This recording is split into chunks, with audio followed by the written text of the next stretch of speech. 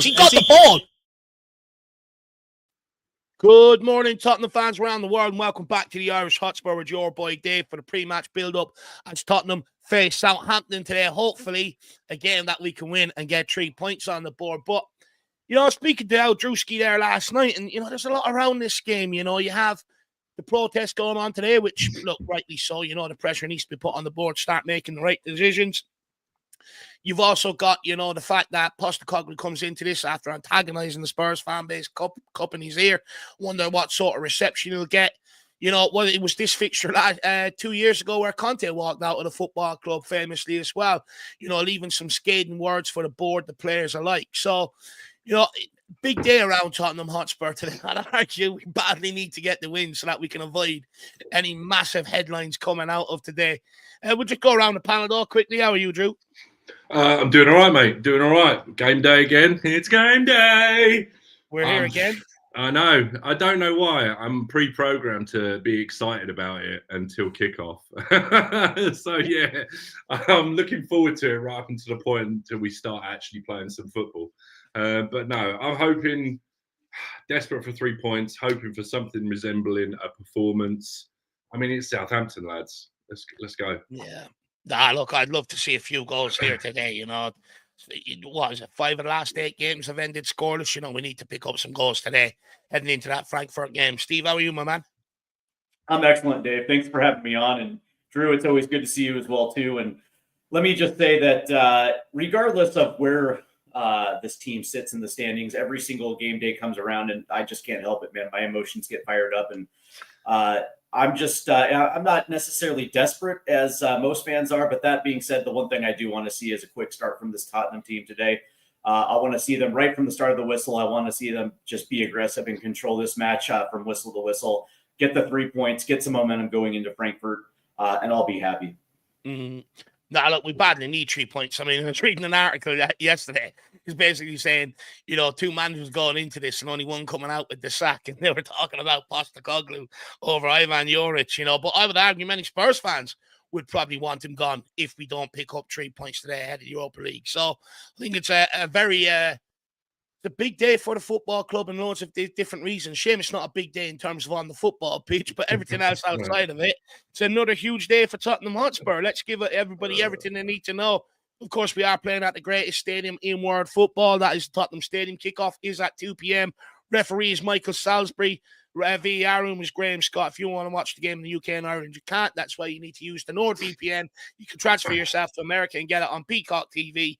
Or in Australia, it's on Optus Sports. And then injury news, Dragonson still out. His long-term injury. Kulusevski expected to be back for the second leg of the Frankfurt, and Danso potentially should be back this Thursday. And then Southampton are missing a couple of players here.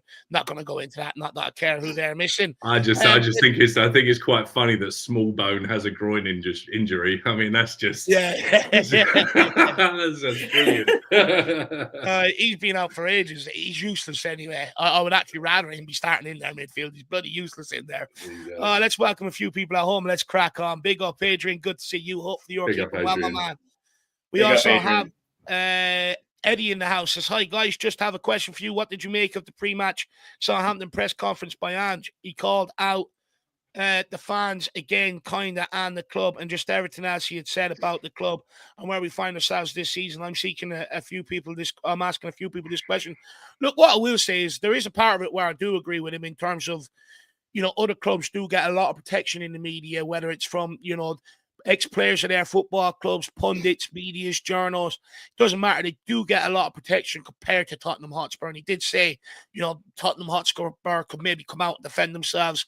Ex-players could do a better job of defending the football club. He did say it almost feels like there's a pile-on at Tottenham, or every single thing, isn't always an internal inquest rather than coming out and sticking up for itself. I do agree with that. Look, in terms of the sticking up for himself with the camera phones and all, to a degree, I sort of understand. I do understand what he's saying, but at the end of the day, no point in moaning about it. It's the world you live in at the end of the day. Now you either acclimatise or you walk away, And look, also, what else did he say? There's so much he said. Anyone else want to have an answer here for Eddie and we move on? Steve? Anyone else see the pre-match press conference or the stuff coming out that you want to have a say on it quickly? No, I didn't watch the. This was the first week that I didn't watch the pre-match press conference. I didn't see any point in it. So you kind of knew exactly where the media was going to go. So 100%. Yeah, right. I listened to it again a little bit this morning. I don't necessarily know if he did call out the fans. I mean, again, he reiterated that they're entitled to feel the way that they do. He put himself in the firing line again.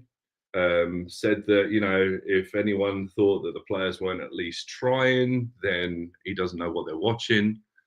I guess I don't know if we're going to get into it later. My only real gripe with it, because for me, when you've got half a stand of people after you've made a substitution, your own fans telling you don't know what you're doing, and he's taken off a player that, I'm sorry, wasn't having the greatest game. I know Bergval's great. I know we all love him. He had a couple of moments, but he lost his man a couple of times, and that was kind of the reason that they were able to put balls over the top and just kind of lay into us. So it was actually the right substitution in my eyes. So I agree. I think, like, for me, if the goal had gone in and he'd have cupped it, I just think it would have gone down to banter. I just think it would have been banter. It just would have been something that happened. It would have been pushed under the rug. The fact that the goal then gets disallowed makes it worse. Yeah. I think the fact that he came out and said that I get that he was trying to celebrate, but let's face it, I would have had a bit more respect for if he'd have come out and gone, look, I just made a substitution. I got all my fans telling me I don't know what I'm doing. Then the sub scores a goal. So I just thought I'd give it a little bit back. I thought it was a bit of banter. I thought it was harmless fun, my mistake. I would rather he'd have said that than actually said, I celebrated the goal, because I think semantically that's not entirely true. And I think we're smart enough to know that. So that's my problem with it. But dude, we got a manager that's standing up for our club, and he's about the only one that is at the moment. So I just I've got a problem with it. I do agree with you in terms of he's the only one out there sort of in the press trying to combat the narrative. You know, there is nobody else out there. I definitely agree with that. You know, he probably feels like a lone ranger at this moment in time. But big up, Eddie. Good to see you, my man. We've also got Eddie, in the house. Good to see you, Jose. Good to see you, Alex, in here stirring the pot again. Now, look, we'll get you on. The thing is, I just don't want to debate you off the panel. You know, it's too easy sometimes. So, look, but we'll get it organised. No problem, Alex. And we've also got Tartan Spurs in the house. Great to see you, my man. Hopefully you're keeping well. Nice Yah says we want Levy out. There is a protest today at 12:15. Look, I think it's going to get more numbers than the last time out. I hope it does. I feel like the pressure is the right thing to do at this point. You know, it's clear that they don't really, Daniel Levy doesn't really care too much about the on-the-field issues at this, you know, for quite some time, actually. So big up, nice shot. We've also got Brother Moose in the house. Good to see you. Surely Ange can't mess this one up. I hold my beer is what some people would say. Dean Cox, good to see you. Hopefully you're keeping well. Big up Luke, Finn, Rickwood. Great to see you, my man. We've also got Brecken in the house. Good to see you. Who else have we got here? Skunkworks. Great to see you. Darren, as always, good to see you, my man. Too damn soulful. Great to see you. Green Badge in here as well. Great to see you, along with Shot Skis. We also got Alfred Oscarson in the house. Big up, my man. Jack Bloom as well. Hopefully you're keeping well, Jackie boy. Lee Neri as well. Great to see you. And we also have to Barton as well. Good to see everybody. But look, guys, let's crack on with some of the discussions around today's game. Let me just get to the top of my document here. Drew, we'll start with you. A nice quick softball one, just sort of lead into what I actually want to talk about today, which is Conte's old words off the back of this fixture. But Drew, after the 1-0 defeat to Chelsea at Stamford Bridge, how crucial is it for Spurs to demonstrate some resilience and bounce back with a win against Southampton in order to regain some momentum ahead of the Europa League game this Thursday night? It's about as important as it gets for me, Dave, to be honest with you. It's like, I think I touched on it earlier, like 3 points is an absolute must, just for the sake of breathing room. I mean, I don't expect us to be relegated, but the fact is I don't even want to be talking about it, you know. I've harped on over this, especially the last couple of days on Steve's show, on the show last night. There's £12 million on the table, potentially. You know, if things were to go our way in terms of going up the table and positions, If there's 12 million on the table, I want to take the 12 million, or I want to get as close to it as I possibly can. So 3 points is a must. I'd like a performance. A performance would, I think, go a long way. How likely is it, do you think we will see a performance given? Because, like, do you know what, Drew? I think some would argue, we didn't perform against Chelsea tonight. I actually thought defensively, midfield was a good, solid foundation. We pumped the ball through well. But when your forward line ain't firing, it can very well come back to, tactics. So we're not performing this, that, and the other if the forward line is very dull. Yeah, I actually thought, other than the mistake for the goal, which in fairness was a pretty decent mistake because they were kind of at 6s and 7s and nobody had the right man. It was pretty bad. But I do take your point. They had a goal that was obviously disallowed. We had a goal that was disallowed. I think it's a little bit tighter than people made out. Chelsea weren't amazing, but we did a couple of things that made Chelsea look better than they were, I think. Yeah. There was one little pass I remember in the first half where one of the Chelsea players flicked on a pass almost like a back heel through our defence and just split our defence open because our midfield wasn't anywhere really to be seen. Bergvall had lost his man. The other two, I don't know. I think at the time, Bentancur was the most advanced and Maddison was running backwards. And it's just like, this is the sort of thing that kind of worries me, is that we're this far along and it looks like there are still instances where people don't quite know what they're doing. That's a concern for me. I take into account the fact that, it's been a horrible injuries, haven't been able to train, haven't really been able to go over anything new. Everything's kind of stagnant. People are trying to get fit. It's a horrible mishmash of crap. But 3 points is more important than the performance. That being said, it's Southampton. They are a terrible team. If anything, this lot should be able to put on a half decent performance against this lot. Just being the footballers that they are. Even if you take cohesion and game plan out of the equation, they should be smart enough and they should be good enough to do a half decent performance against Southampton. No, look, you would hope so. My sort of feeling behind it is it's very hard to turn it on when you're out of confidence and maybe you lack a little bit of belief and stuff like that. But look, that's why I think today's game is set up. I think a lot of people are going to watch it. Just 1 second, we'll come to Stevie. But Timmy Whitaker says, big up, lads. Nice to see some positivity here. I will warn, it's not all going to be positive today, Timmy. I'm not going to lie to people. I'm not going to sit here and bring people here under false pretenses whatsoever. He says, I was listening to some fans this week and they want us to lose in order to get Ange the Bullet. I want him to get until the end of the season. Look, I never want us to lose a game of football, whether, you to get someone out of the club that I don't like and stuff like that. At the end of the day, I just want to win games of football. That's why I get upset. That's why I get angry. If we win today, you best believe I'm going off to enjoy it. And I've already said this, during the week. We win today, I'm not going to sit here and bitch and moan about Tottenham's problems. I do enough of that when we lose. If we win today, I'm going off to enjoy it. Big up, Timothy. Good to see you, my man. On to you, though, Steve. How are you feeling today as a Tottenham fan coming into it? Because from a Southampton's perspective, I know that they're bottom of the season and they have a tough season, but they did manage to grab a draw against Crystal Palace last week. If they didn't, they would have officially been relegated. Now, if we beat them today and Wolves, I think, end up winning, Southampton will be officially relegated today. But the point is, they're scrapping for their lives for survival. Do you think Southampton could cause an upset today, given Tottenham's poor record against teams in the relegation zone, going off this year? Or are you confident we will be taking all 3 points despite that? 100% confident that we're taking all three. These are what we like to call, get right opponents in the portion of your schedule. Especially coming off I don't know if you would call it an embarrassing loss to Chelsea, but those are, those type of losses where things didn't tend to go your way. You kind of want to have the opportunity against an opponent like Southampton where you can get your confidence back, gain some momentum going into what probably is the biggest 2-leg stretch of your season. It's important.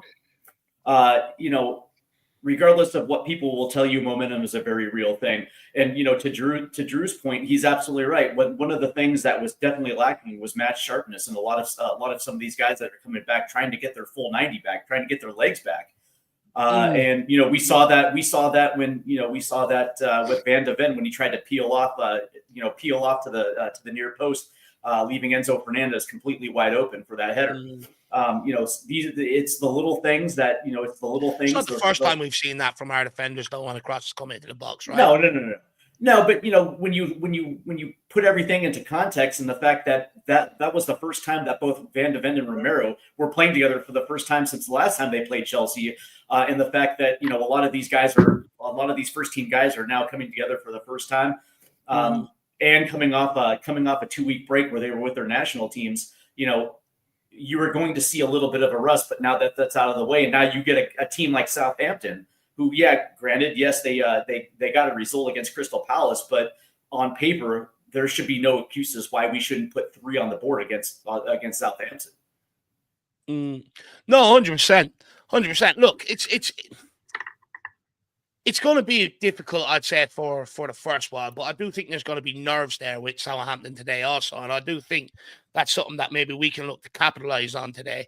I would argue them players need to go and put on a good performance today if they want to sort of quell down the noise around the whole situation today. But look, let's wait and see. I do think it all comes down to the lineup that Postecoglou's going to pick. He said he wasn't going to make too many rotational changes today. That I think he understands the pressure and the importance of a win. So be interested to see what them changes look like. We've got Dancing Jimmy starting to Tottenham need to take the day off. It would be nice if the surgery was closed today, that's for sure.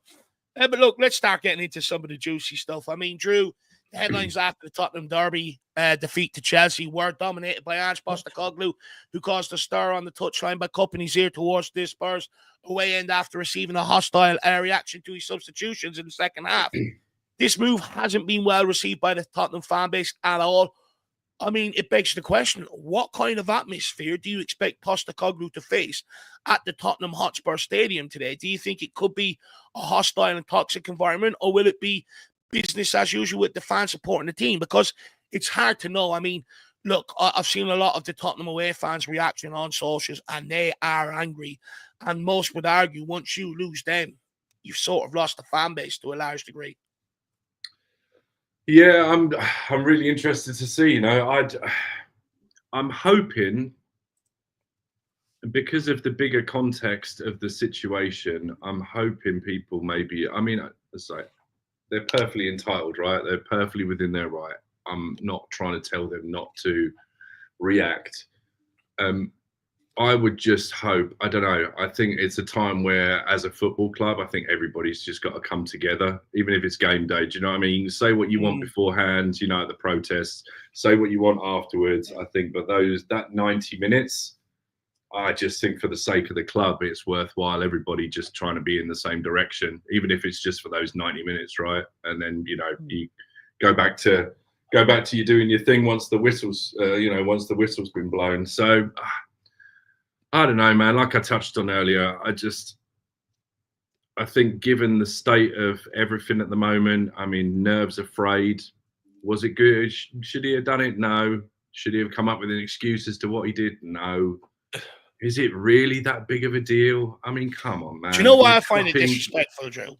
Right. Is usually my whole lifetime cupping your ears is when, you're playing away from home and the fans are after giving you stick for all this time. You score. You go away, you cup the ear. And that's where I find it a little bit disrespectful. Look, I can understand it. Look, from a personal point of view, if someone was giving me grief, and I go, I do something that works. Don't get me wrong. I'm the first one to do it back.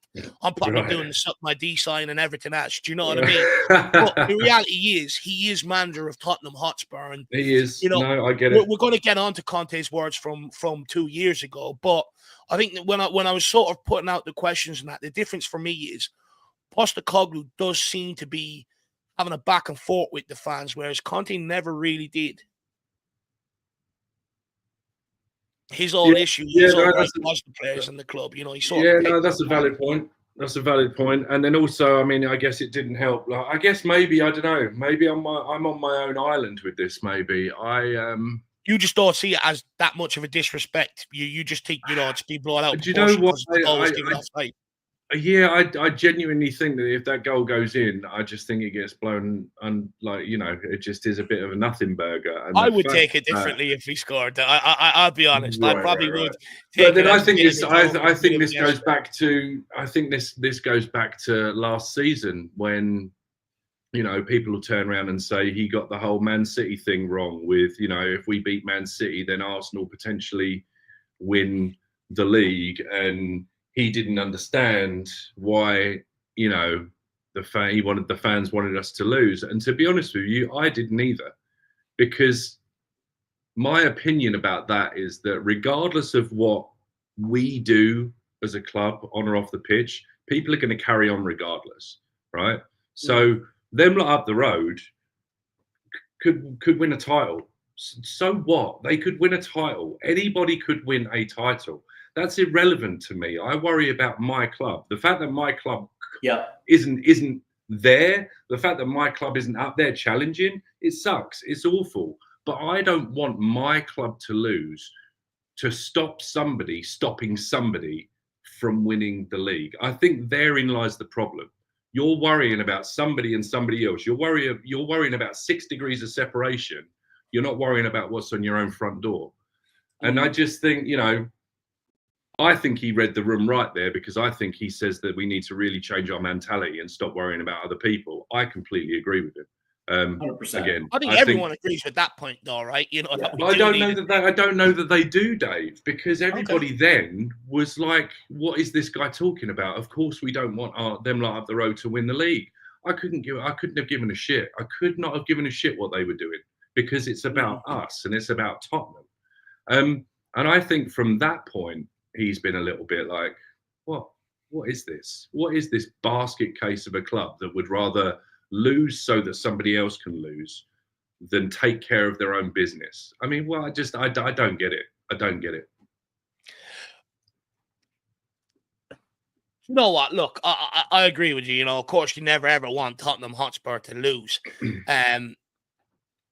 But I think, many people are sort of like, Ange says he can't understand that. And it's like, I get what he's saying, but, if we would have won some games on the build-up to that, we would never really have been in that sort of predicament. We could have still went for top 4 and not been in that predicament where you're hoping to lose to Arsenal or lose to City to a certain degree so that, they can go on to win the league. We had 2 North London derbies to try and beat Arsenal, and we absolutely failed in both of them. And I think that's where maybe fans are coming from. It's like, it's all well and good saying it at that point, but up until that point, there was more than enough time to not be in this sort of situation to a large degree. But look, I understand where Postecoglou's come from. He is trying to change the mentality of the football club, change the mentality around the place, and it is the hardest thing to change. But I would argue you need the fans on board to allow you time to do that, and I think that's where he is going wrong. I've sort of done a lot of digging into managers recently, ex-managers, managers and in general and stuff like that. And, I do find that the best ones do use the media and do sort of charm the fans to a certain degree, get them on side so that if they do come out with criticisms of what's going on, they're usually back with it because they've got them people on side. And I do think that's where maybe Postecoglou has gone wrong a little bit, to a certain degree. He's probably alienating himself from the fan base from that day last season onwards, rather than actually try and maybe get the fans on board with him to a large degree. But Steve, down to you. I mean, is there a risk that Postecoglou's public struggles and confrontations with the fans could actually harm Tottenham's Hotspur's reputation or relationships with their supporters in the long term? Because, if it keeps coming out that he keeps having a pop at fans or keeps going at fans and stuff like that, the fans will take it back out on the club going forward, and even when Postecoglou goes moving forward, if they make other mistakes, everything under this tenure, and the way they haven't sacked Postecoglou and they keep letting them go at the fan base, that will be brought up in future, moving forward. So do you think do you think basically the club need to basically get a handle on the situation, maybe pull Postecoglou in a little bit and just say, look, stop, reacting to the fans and stuff like that, because you have to remember you are a manager at Tottenham Hotspur and you are going to damage the reputation between the club and the fans. I think it's kind of a slippery slope, don't you? The one thing that I will say about this is, like, in the moment, I didn't necessarily have a problem with what Ange Postecoglou did, because from behind the scenes, I don't think people appreciate just how much he puts into this club. He loves being Tottenham manager. Yeah, fair. He every single time that he goes onto the training pitch, he's always trying to instill his principles and his beliefs. He gives everything to this job, only to be second guessed by fans week in, week out. And this is not just a this year issue. This goes back to the second half of last year as well too. And the only problem that I had with it is post game, instead of Ange Postecoglou actually just coming correct in that post game, instead, he decided to insult the intelligence of certain fans, and I think that's the biggest reason why fans are giving him so much shit over this, right? Mm-hmm.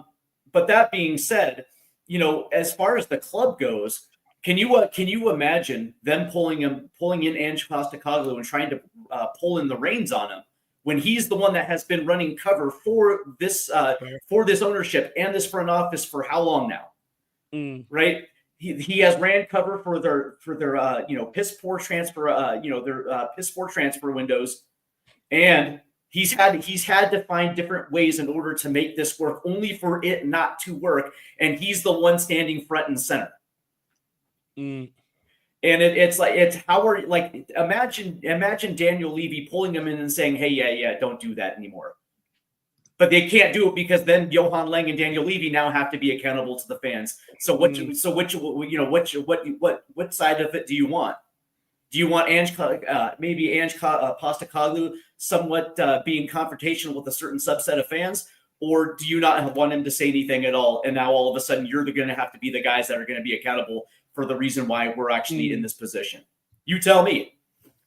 Yeah, no, look, I think it's an absolute fair point to make. But, if I'm the board, I sort of say, look, if you do want a chance to keep your job and stuff like that, you've got to stop going after the fans, because at the end of the day, the way I see it, right, is, I know some people make the argument with the amount of football, money in football nowadays, that fans' money doesn't really represent a large proportion, to this football club. But at the end of the day, if they start dwindling in the numbers, the match day revenue, ticket revenue, everything else, it will drop on the football club. And at the end of the day, if a football club ever falls into financial problems, who's the people they come calling to? The fans, to get out there, fundraise, get money to buy that club, help it out of the financial troubles, etc., etc.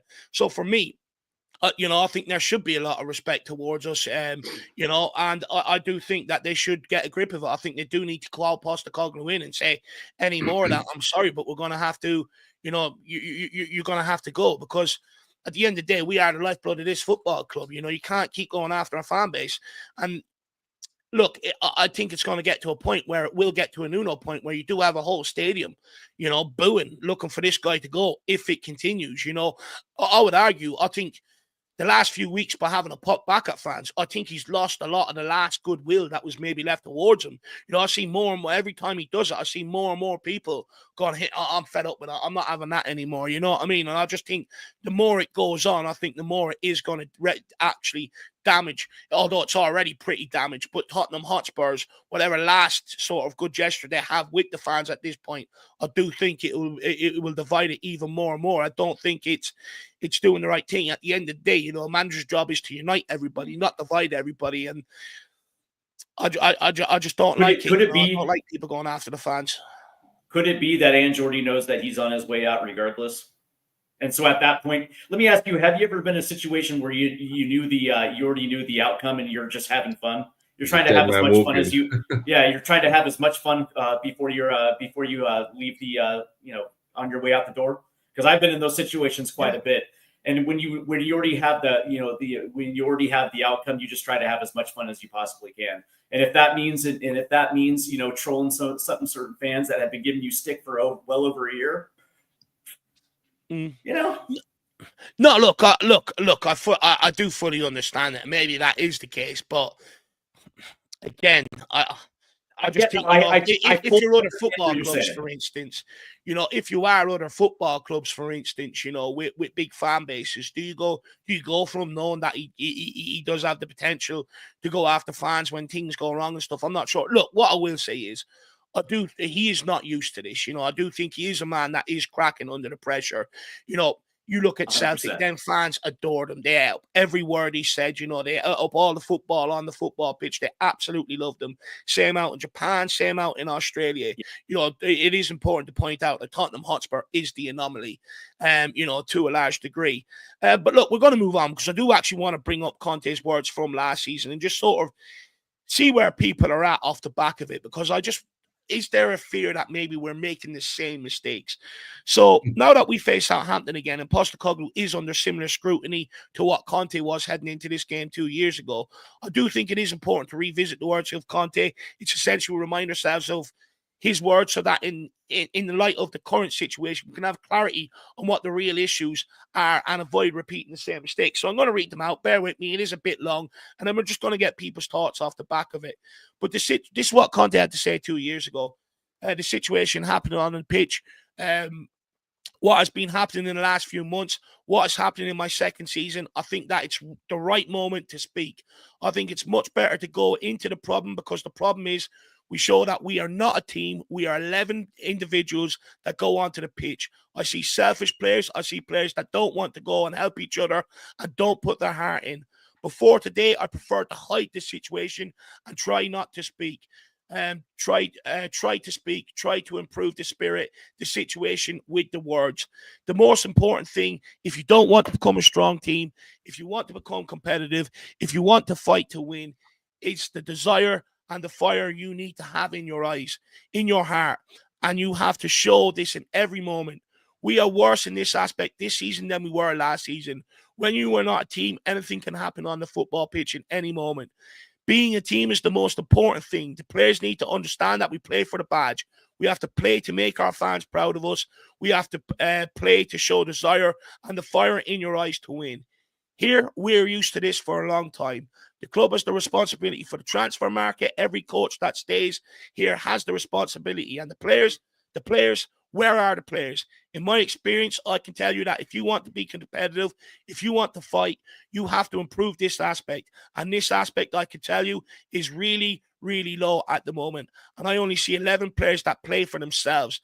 The club pays us a lot of money. The players receive money. Me receives money. You understand, not to find excuses or not to show spirit or show a sense of belonging or do not show a sense of responsibility, because we are showing this. For me, this is unacceptable.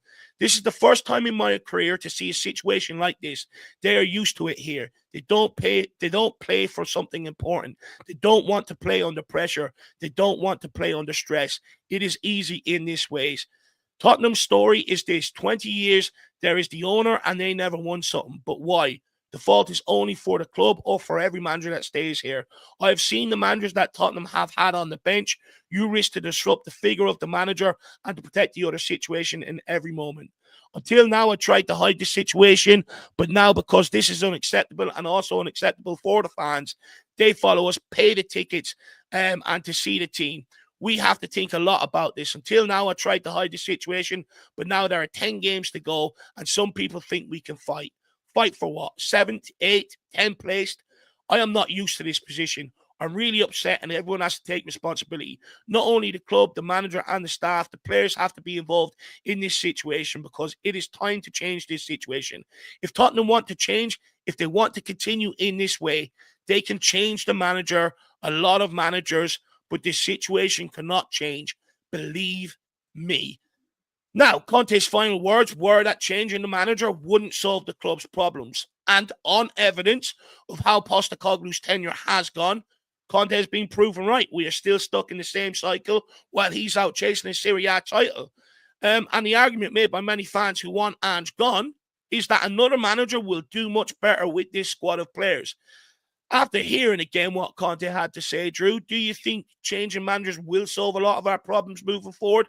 Or does anyone have a genuine concern that we are actually now repeating the same mistakes by focusing all of our frustrations yet again on the manager, which is Postecoglou, and are ignoring the actual deeper underlying issues at the club, which needs to be fixed in order for a manager to be successful?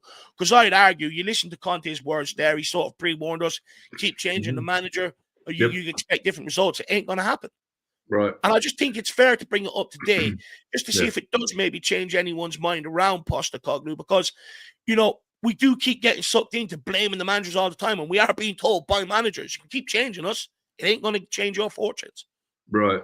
And I think the problem, why this is such, I don't know, we're on a kind of a tipping point or a knife edge or whatever analogy you want to use is because I think it's getting to a point where, as much as I appreciate the endeavor and as much as I appreciate what he's doing, and I will reiterate that I do not and have never wanted to see somebody lose their job. So I'm not going to do the whole Ange in, Ange out thing, but he is.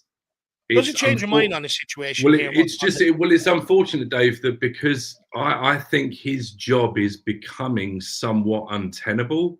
Yeah. So regardless of whether I would like continuity, and I think he can turn it around. Like I've gone on record as saying like he's got a 3+1. Given the fact that it takes 18 months, it can take a year to 18 months for a manager to instill an idea and get his way of thinking to a club. I mean, for me, were we not in such a precarious position with Postecoglou, I'm happy to say, you know what, give him another year for the sake of continuity and for the sake of sticking with something and for the sake of he's got all these players. We might actually get a season where we don't have as many injuries and we might actually, be able to play football, something resembling a team. So there is the possibility that could be a thing. Unfortunately, if things continue the way they are, people have been saying that the ideal scenario would be if he were to win the Europa Cup and then just leave and just be like, and that would be typical Spurs, like for the first manager in God knows how many years to win a silverware. And he goes, do you know what? I can't deal with you lot. See you later. And I kind of wouldn't blame him. I don't know, dude. I don't know. It's just so difficult. I would like the continuity. I would like him to stay. I would like the board to come out and actually, we say the board back the manager. I would like them to come out and just be like, look, they're not going to, but for them to come out and sort of hold their hands up and say, we went in one direction. We kind of should have been going in another. We need a bit of a reset, even though this was, this is the thing. I talk about this and in the back of my mind going, Drew, 2 years ago, when Ange got sacked and Postecoglou came in, this was supposed to be somewhat of a reset. And Daniel came out and he's like, poised Daniel, and we've got our Spurs back. And now we're in this position. I cannot believe it. Like what even are we? So yeah, I don't know what the answers are, dude. The only thing something has to happen because like I say, I think it's becoming untenable, and I think we're in a situation where come the end of the season, I think he might be gone anyway. I just don't know who the next guy to come in is because the 3 or 4 managers that are being bandied about, I don't think take us to the next level that everyone wants us to go to. Well, reading Conte's quotes, I question the whole logic, and I have done for quite some time. Oh, another manager's going to come in and get better out of this specific squad. And this is what I've been trying to say for a long time. Many people guaranteed me that was going to happen once we got rid of Conte. Here we are again, 18 to 2 months, down the line in the same situation. And, this is what I keep trying to reiterate. We can keep hiring and firing managers hoping that our luck's going to change. It's not. The ownership is the problem, and they need to be they need to be protested against. They need to be dealt with. They need to be put pressure on, even if they're not going to sell. Having thousands of fans down the Tottenham Highway or down Tottenham High Street, protesting all the way up to the stadium. It will hopefully make them at least buck up their ideas a little bit and put more pressure on them to deliver transfers. Because I can tell you what's going to happen. As soon as Postecoglou and the scapegoat is removed, everyone will start talking about the effect of selling Harry Kane that it's having on this football team. Now, I've heard arguments that, Postecoglou's never had Harry Kane and all the other teams around us never had Harry Kane. But the reality is they don't have that big gaping hole to solve. They haven't been up where we've been up, with Harry Kane in the team. So I don't buy into that. For me, Missing Harry Kane, I would argue, is the biggest problem on the football pitch, right? This football club right now. You look the other night, underneath Antonio Conte, Kane stepped up with an equaliser against Chelsea. Amount of games we've lost 1-0 this season, and many people would argue, let's sell Harry Kane. We don't want to be a one-man team. The reason why we're a one-man team is because you stepped up in moments and put points on the board, and we're lacking that. Everyone else is waiting for that guy in that forward line to be that guy that's going to step up in these tough moments and put goals in the back of net, put points on the board. We haven't. We went and used that money. We've went and got a load of relegation fodder, traditionally from teams that struggle to score goals. That's why they don't survive.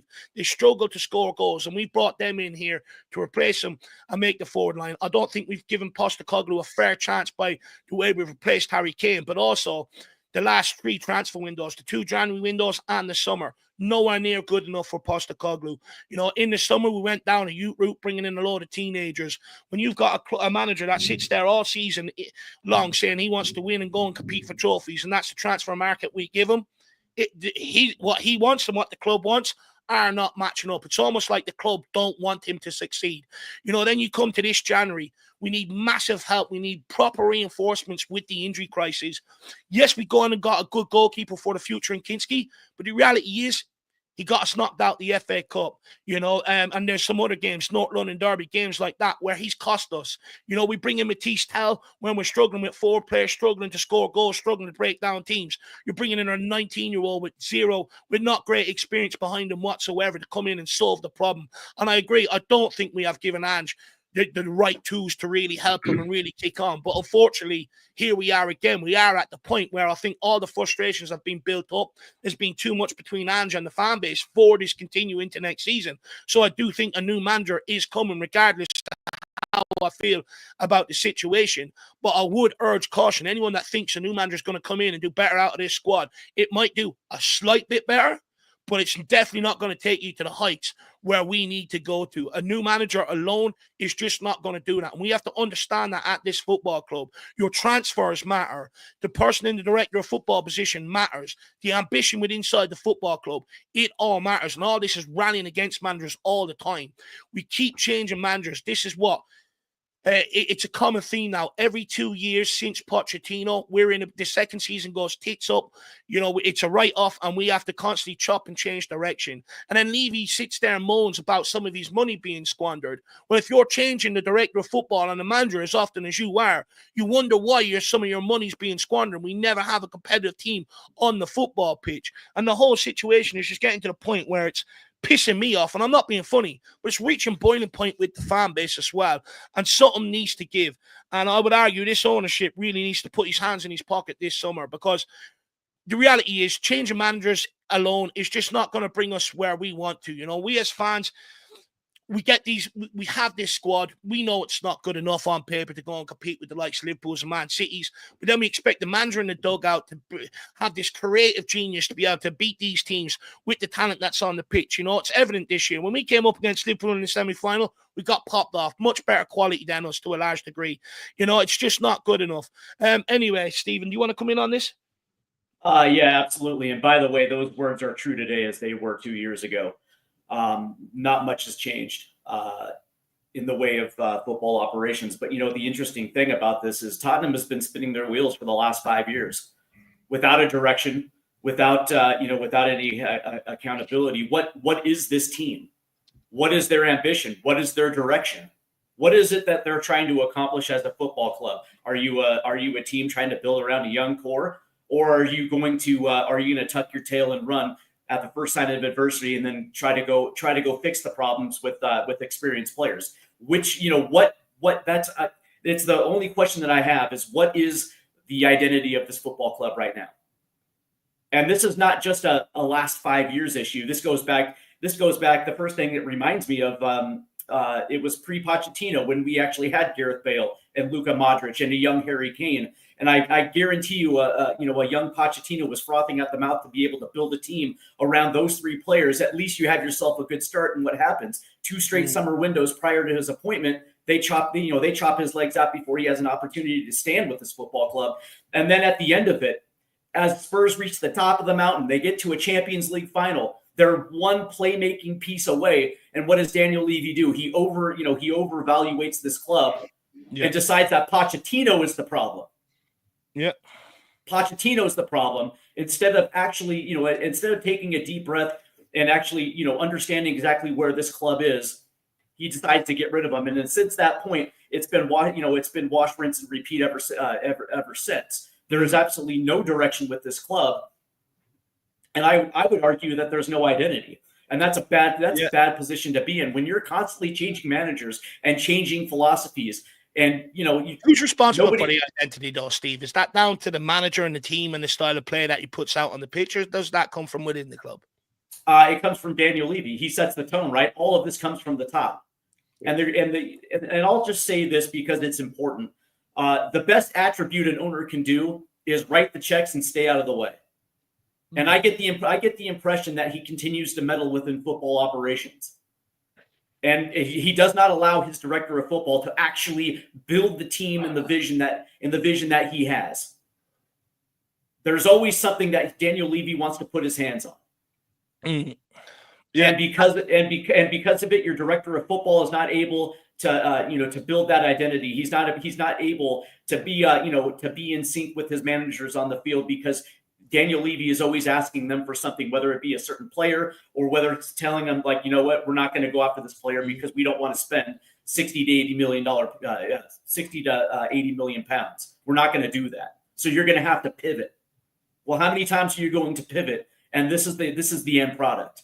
11 players where I would argue that only 3 of them care about the badge, and only there's only a certain amount of players that are moving together. The rest of them are there for themselves, whether it's for the money or whether it's for the status of playing for a Big Six club. And unfortunately, this is what we have. And I would argue that Ange, like I said earlier, I personally believe Ange is putting his everything into it, but there's only a certain amount that he's going to get in return. And this is exactly what we see, where every single week we see something different. We see a little something different version of this team, because you have certain players that are only, that purposely are not playing on the same page. No, 100%. And like, the thing is that Tottenham Hotspur, it's like, there's this, idea around the place that, from Levy and maybe from within the fan base as well, that the manager is what's going to deliver a title at this football club. I'm sorry, but there's so many other components that come with it, like right recruitment, the right players, the right ambition within the football club, having the right coaches within the football club and stuff like that. There's a lot more that comes to success than just put a manager in place and going, well, I know we're going to give you a lot of bang average shit to work with, but go and win us a league title. I mean, it's unrealistic. It really is. And there's just somebody in the chat there. Where is it? Just want to take the comment before I come back to Levy Towers. Where is he? Aussie Ange hater says, if the manager is bad, you don't keep him because you don't want to change again. And he also says, where is it?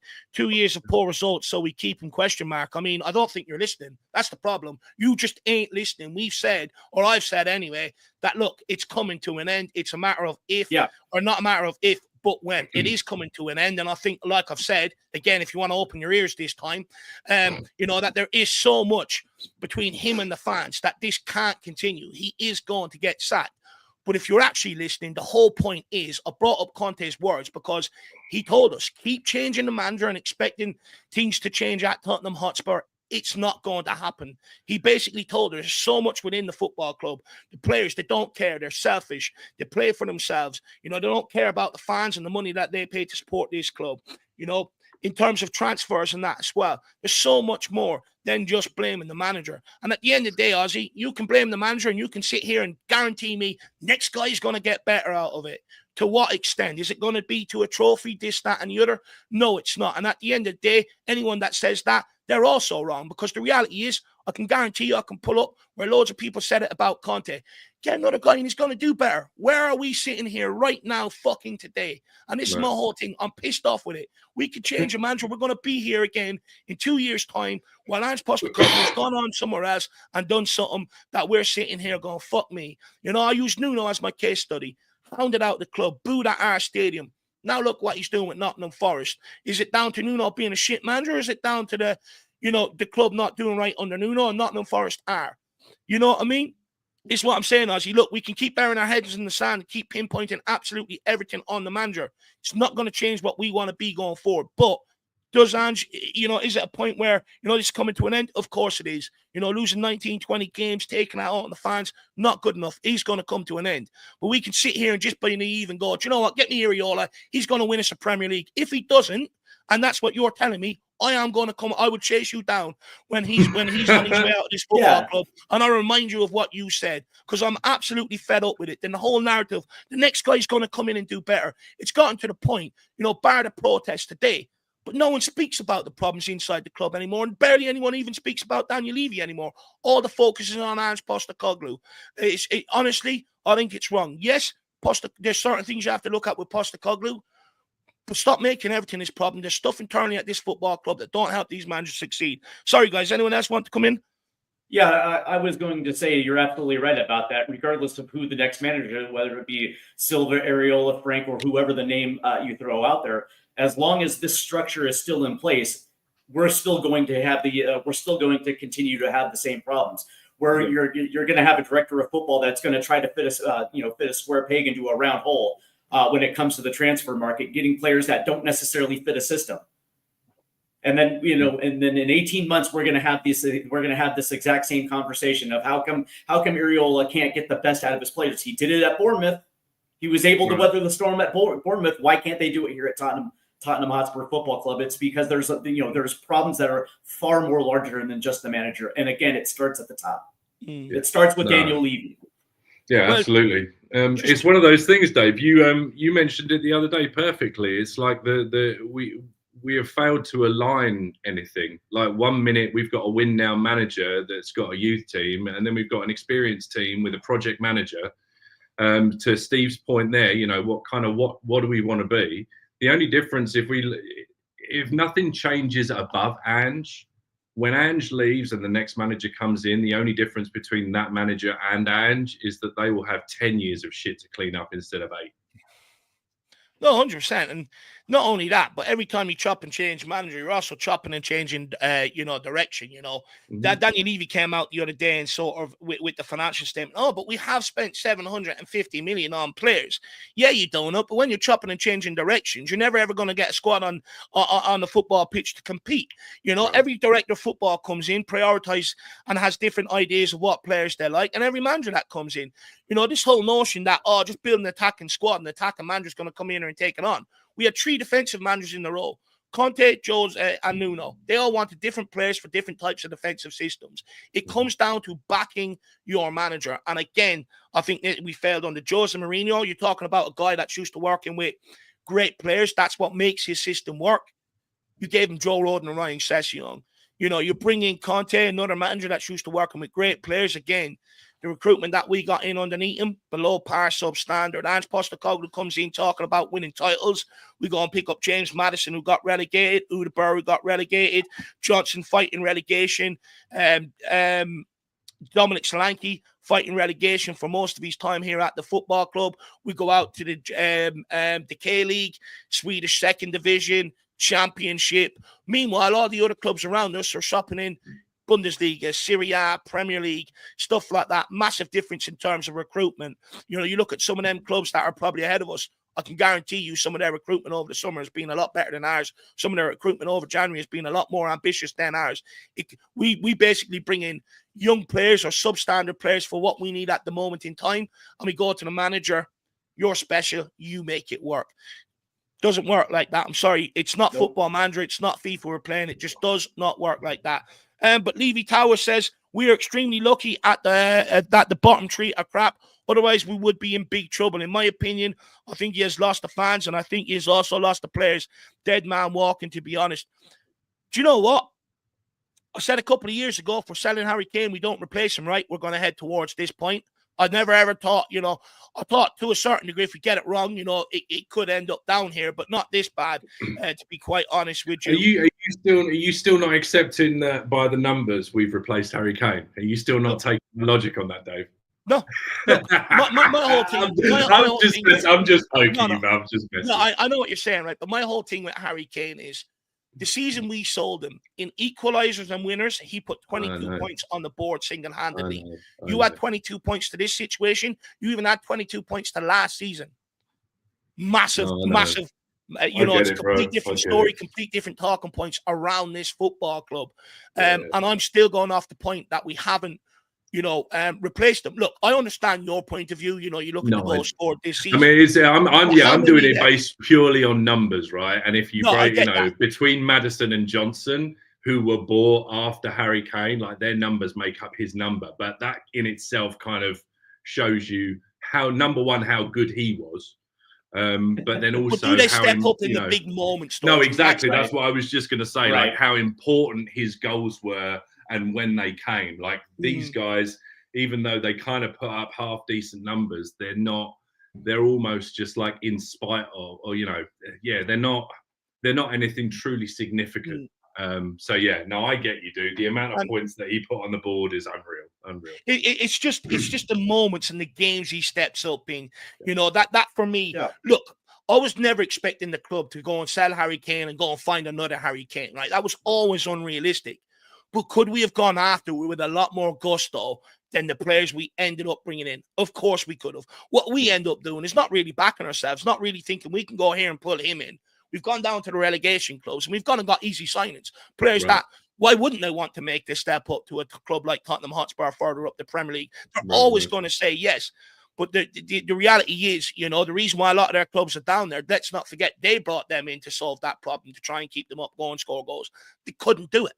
They could not do it, and that's why. So for me, I just think we've made a massive boo-boo there. I think we spunked that money up the wall, and I think it's come back to bite us in terms of what we're seeing on the football pitch. You look at that Chelsea game the other day, when that ball gets into the forward line, we're looking for that one player that's going to take control of the situation. No one wanted to, and no one had the bollocks to either. But does anyone else want to come in on what Levy Towers has to say here before we move on? Yeah, absolutely. In one context, he may have lost a certain section of fans, but to sit there and say that he's lost the players, that doesn't reflect on the pitch. Because if he actually had lost the players, you wouldn't see Dominic Solanke's work rate in that engine. You wouldn't see Vicario being animated out there, trying to get everybody situated. That doesn't happen. As somebody that's been around professional sports as long as I have, you can tell when players have checked out on a manager, because they just don't try. And you can sit there and say, like, because of these results, X, Y, Z. But when you actually see the individual performances in certain contexts, you can tell that these players are actually trying their best. Do you know what it was for me? It's like, don't get me wrong. I think there has been games this year where you can question, are they still up for the fight? Did they have the stomach for this? Are they playing for the manager? But when you actually listen to a lot of some of the players that have come out and done interviews, they all say they enjoy the training, they enjoy the approach, the style of play, stuff like that. And actually, like, they just need to try and work it out on the football pitch and fix the issues on the football pitch. So it does seem like a lot of the dressing room are still with him. I'd argue if they weren't, he would have been out of this club already if they weren't with him, if they weren't willing to try a leg. I'll be honest, I just don't think the quality is there. Honestly, in order for people to get excited, right, and people go, we haven't seen Ange ball. Yeah, because we can't score a goal right now. 5 of the last 8 games, we drew blanks, absolutely zeros, barely any shots on target. And that then will bring around the questions, the tactics, the players not trying, etc. But the other night, I've seen players that were trying, just didn't have the quality to fucking create any chances. And, I think Romero's build-up out from the back, the defense build-up from the back was good, even into the midfield. But the problem is that forward line. Get the ball into it, it slows, it comes back. People are miscontrolling left, right, and centre. And, that all of a sudden, fans are at the point where it's like it's boring to watch. But it's boring to watch because we're not scoring goals. Right. But I tried to highlight this when we were selling Harry Kane, and everyone told me it'd be fine. Go and get Gift Orban. Well, thank fuck we didn't. Anyway, big up Levy Towers. Good to see you, my man. Hopefully we're keeping well. By the way, like, when you have a player like Harry Kane that does so much for you, not in terms of goal production, but also leadership, you like, the worst thing you can do is try to recreate his numbers in the aggregate. That's, that's teams that have no direction or no ambition try to recreate that instead of actually spending the money and go out and get a guy who actually does the exact same things and is still growing into his role as a leader. A guy like Victor Gyökeres. It never made any sense that he's still playing down in Portugal instead of playing with Tottenham Hotspur. That, those are the type of impact signings that when you lose a player like Harry Kane, you replace the leadership and you replace the tenacity of what Harry Kane brings to your club. Right. No, and I know, very good Dave, point. you brought up Victor Gyökeres a few times, and I 100% agree with you on that. I just think, look, quality matters. And for some reason at Tottenham, maybe it's because we don't like admitting when we're wrong, but no one wants to talk about the big gaping hole that someone like Harry Kane has left in terms of on the football pitch. And like I said, I know people can make the point Pochettino never had Harry Kane, but it takes a massive toll on the team. Players that have been used to playing with him down the years and stuff like that. Well, look at Sonny. Sonny's played at Sonny at times. Yeah, Sonny at times has played like he's only got one leg. Like, it's unreal. Do you know what I mean? The weight of the armband on top of the fact that he's missing, the guy that he's been a partner with for God knows how long, at least 8 years. Like, half the reason, I mean, not to take anything away from Sonny, he's a fantastic player, but, let's not kid ourselves. Sonny was Sonny because Kane was Kane, right? They kind of worked in tandem together. Well, it was a partnership. That's what I tried to warn about.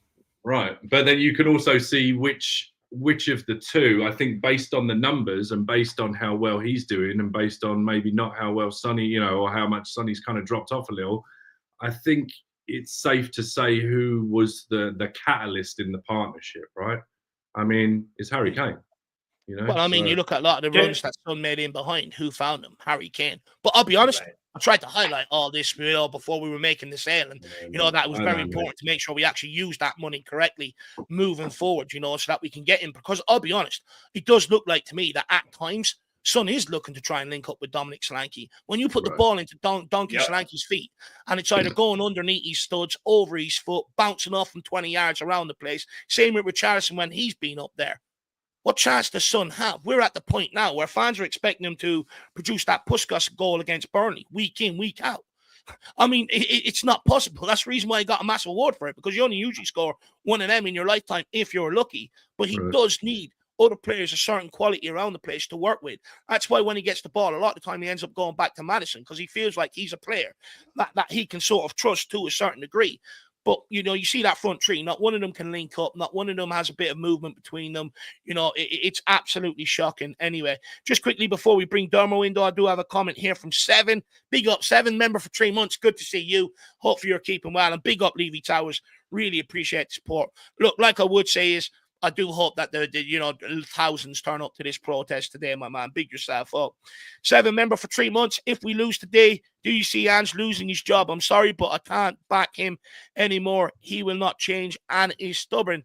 Well, we'll go around the houses again on this one. I think it's an absolute fair question, because I have heard a lot of Spurs fans say, if he loses today, they do feel like they want to change ahead of the Frankfurt game, even if it is someone like Ryan Mason to come in. I have seen a lot of people say that. So we'll go around the houses. I mean, how do you feel on the situation? We'll start with you, Darmo. We'll get you in.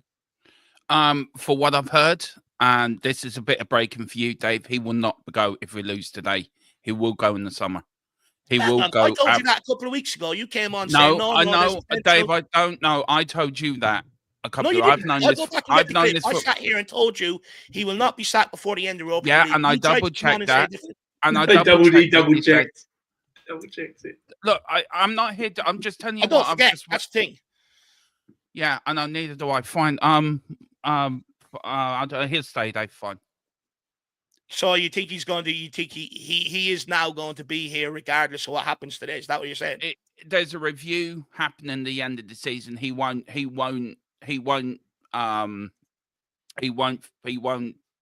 That review, he will be gone after that review. He'll either quit before the review, or he'll go after the review. He's here for the payout. Don't forget, he's got a massive payout coming, so he's going to be stupid to quit. But he may go, or he may quit at the end before the end of the season, or he'll go after. But the review, and he won't be the only one. And that's awesome here, and he won't be the only one. There's other people. Scott Lang will probably go as well in the summer, and Munn as well. So there's 3 of them that is going to go out the hierarchy. He's not the only one. Levy's not just blaming him. There's other people that have to fulfill their obligations, and they haven't been fulfilling their obligations. So he will go, Lang will go, and Munn will go. Interesting. I wonder, does that then clear the pathway for someone like Paratici? Are they even trying to get Paratici back in the Paratici, as we know, the talks are broken down with AC Milan. Levy is throwing the book at Paratici to come back. Now, I'm also hearing that he's going to bring back the number 2 that was there before as well.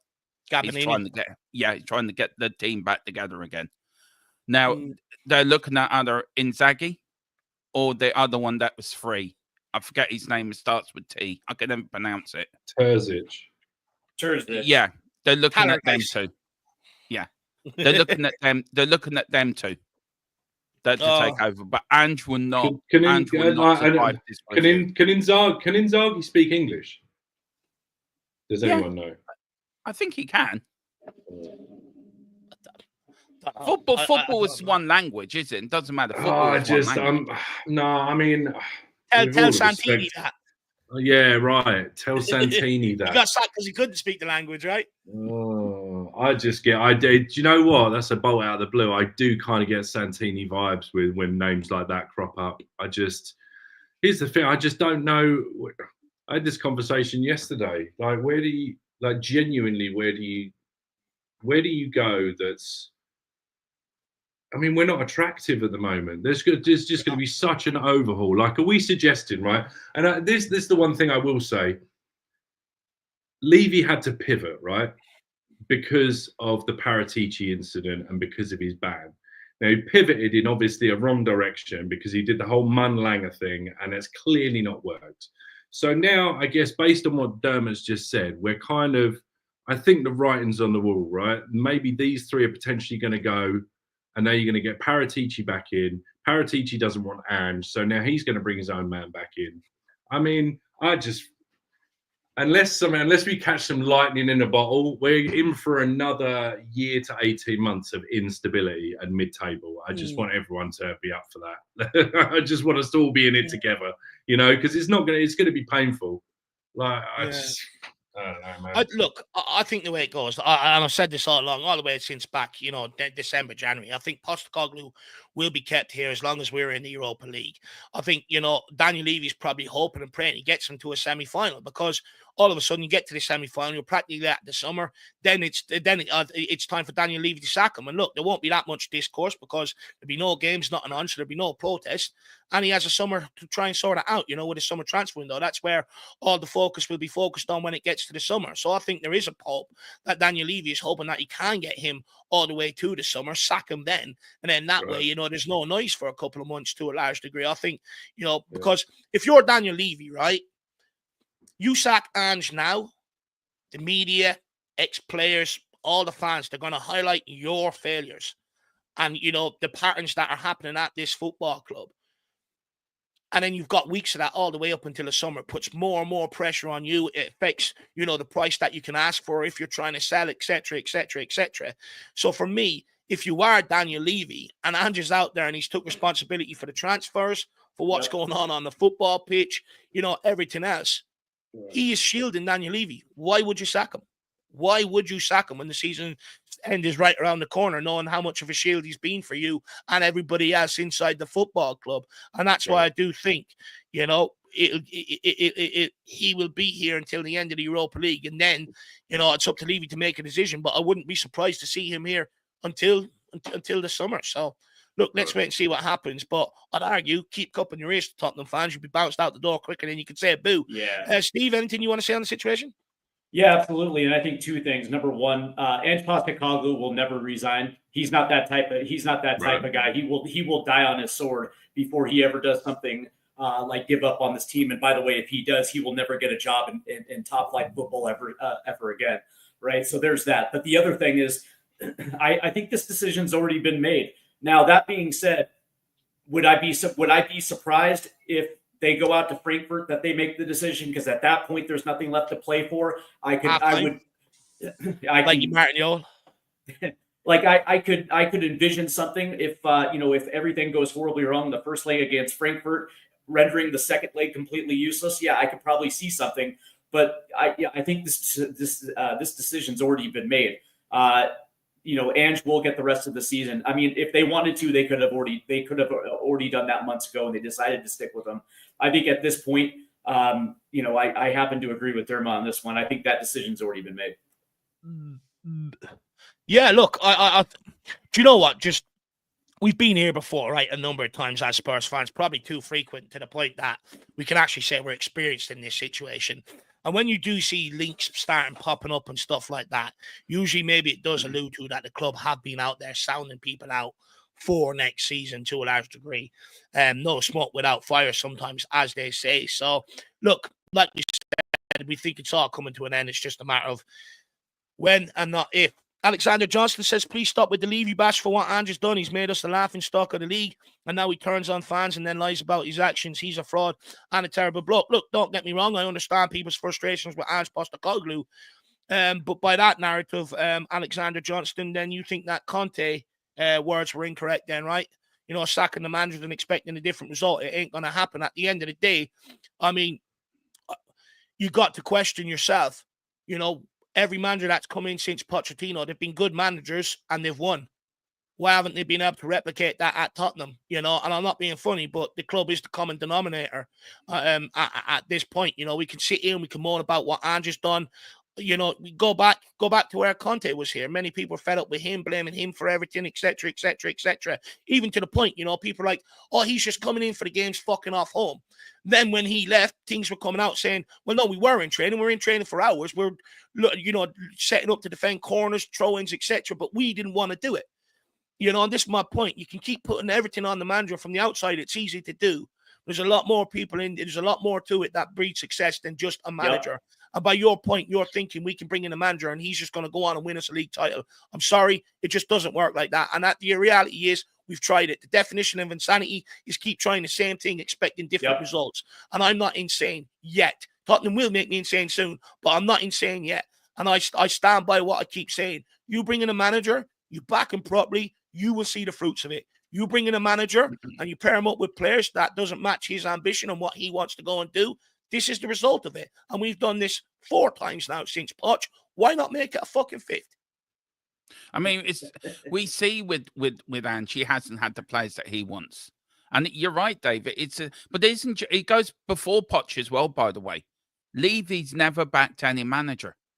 He's never backed anyone. And Levy's there. I've said it before and I say it again.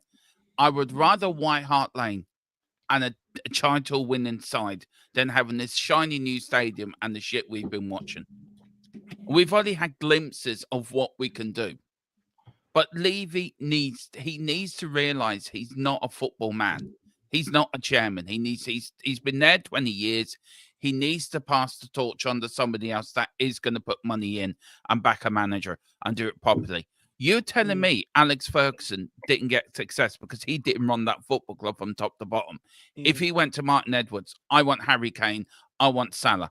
You can bet your bottom dollar Man United would have gone out and got Harry Kane and Salah. Or Son, say, for example. You would have guaranteed every summer, I want this player. They would have that. That's why they were successful, because they got the players the manager wanted. Daniel Levy's never backed any manager. Now, I've always tried... I've always tried to stay on the bench with Levy, praise him when he's done well, you know, and criticize him when he's done wrong. But this is now we're becoming the joke that we never back manager. And you're right, Dave. I'm totally lost the plot with Tottenham. I'm past the point. I am insane. So you're not even got there yet. So you've got years to go before you reach my insanity and my delusionness. But Levy has to go now. He has to go. If he was a manager, do you think he would have been kept in his job if he was a football manager? No, he'd be sacked. Exactly. So why cannot be the same for the chairman? Joe Lewis doesn't give a shit. Well, he's not going to sack himself. He has to sack himself, you know. But Joe Lewis is the money man. He's the billionaire. He's supposed to pump the money into the football club for Levy to give to the manager. He doesn't even do that. So it's down to Daniel Levy to say, okay, what am I supposed to do? This is slightly indefensible. And then he starts his other revenue streams. Everyone complains about that. I have no problem with it as long as the money goes back into the football club. But it's not going back into the football club. It's going into his hip pocket or going into a hotel. Well, that's why fans feel like they're being taken advantage of because, we keep being told all these revenue streams, building the stadium, etc., is to put a good product on the pitch and be able to match, the top clubs around Europe. I'm not being funny, but when Fulham are getting better on the pitch, Bournemouth are getting better on the pitch and all, you wonder why fans feel like they're being taken advantage of. Just quickly as well, Michael George says, deluded Dave. Worst manager we have ever had, and a barefaced liar, shameful backing this chaotic fiasco of a man. Look, I don't know again whether you just got earwax built up or not, but I've said, that this is coming to an end, quite some time ago. It's a matter of if and when. And second of all, look, you can call me deluded. It wasn't me, in fact, I was probably one of the only ones out there saying we shouldn't sell Harry Kane. And then, 6 months later, anyone else that was telling me it's grand, sell him. Postecoglou's going to come with this nice front three. Gift Orban's the guy to replace Kane. Wasn't me saying that. I can't be deluded. I said when people want the Conte sacked, sack him all you want, but the narrative that the next manager's going to get better out of this, it's not going to happen. Hey, presto, where are we today? So you can call me deluded, but at the end of the day, I'm not. I'm just sorry. I'm not. I also called out the transfer window in the summer, said it's going to fail our ambitions this season. Look what's happened. So you can sit there and call me deluded. I'm sorry, mate. It ain't me that's deluded. In fact, I tried to highlight the problems and I get ridiculed for it. I get lambasted for it anytime I tried to highlight the problems. But the reality is 6 months down the line, everyone's trying to highlight the same thing. And I'm bored with it. I've already moved on. I'm talking about something different because it's boring at that point. But sorry, guys. Anyone else want to say anything before we move on? I'll tell you, let me ask you a question. Let me ask you a question, Dave, quickly before we get too far ahead. If Ange does go in the summer, is Levy gonna is he gonna do it in person or is he gonna do it via NordVPN? I'll take it. No, I will get onto that. Don't worry about that. If you want to have the real conversation, you have to ask yourself why Ange was brought in to run this rebuild to begin with in the first place, right? If your ambition is to bring in a core of young players and have them kick on and develop a new core, then why do you bring in a manager that doesn't have that on a CV? Right? That would be the question that I would ask first. Right, because if your ambition is to kind of recreate Brighton in the aggregate, or somebody like Luton Town and the style in which they bring build teams, then that has to be reflected down the chain to your manager. You don't bring in a guy who's like Ange made it 100% known on his first day that he was here to win trophies, and the transfer business has not reflected the type of team that he likes to run, which is larger squad sizes and an average age somewhere around 27, 28. That's like if you really want to have this conversation, it kind of starts right there. If you look at other managers we've had, Mourinho, Conte, and you even look under Pochettino, fans were prepared to give Pochettino time because I think reaching the Champions League final, I heard it the other day. I don't know if it was from you, Dave, or I think you've mentioned it, or somebody said it on your show or whatever. I heard it, that reaching the Champions League final was probably the worst thing that could ever happen to Tottenham Hotspur. It was a great thing at the time, but it moved up the expectations of what this club can do up to another level, up to a level where Daniel Levy does not want us to be. And all this bullcrap, we're going to compete with this new stadium. This new stadium's become a noose around our neck. Nothing wrong with White Hart Lane. I understand White Hart Lane was a little bit outdated. I get that. But there was a soul there. There was everyone. That place would be rocking. It was a fortress. The last season we were there, we went unbeaten. Going to the new stadium, this new stadium's become a noose around our neck. There's no soul there. There's no nothing. Levy's got his own monument. That's what he wanted. I didn't ask for it. I don't think anybody else asked for it. I was happy with White Hart Lane. You could change it a bit. You could redevelop it from the inside a bit, change a few things. Yeah, of course you could. I'd rather that money be put into a team than a shiny new stadium. And I mean, he hasn't got the nouns to call it White Hart Lane. It's built on top of fucking White Hart Lane. I'm just so peed off with. I've never been really Levy out. I am now.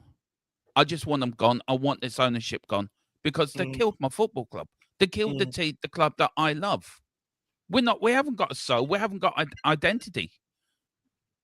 It's enough's enough. And I feel sorry for you, Dave. And people like you. No, I feel sorry for you. You haven't seen success like me and your dad have and people here have. You haven't seen us win an FA Cup or winning or do you know what I mean? It's what year were you born, football club. Pardon? 91. Fucking hell. I Yeah, probably I look guess, a yeah. lot older. Yesterday, won't you? Well, Drew? no, not was a really, but I teenager, guess, you yeah, were I've 12. never really, I didn't do the math. Yeah, I guess you've never seen that. 91, yeah. Yeah. You know, That's what gets me. It's fans like you've never seen us win an FA Cup. All right, well, That stop is twisting the best. knife, Dermo. Crikey. No, but I'm just saying. no, I I'm get just you. saying. I get you. I I'm get just you. saying. I feel sorry for fans like that because Levy has killed their dreams. And for the older fans like us, we're just thinking, what the hell's going on here?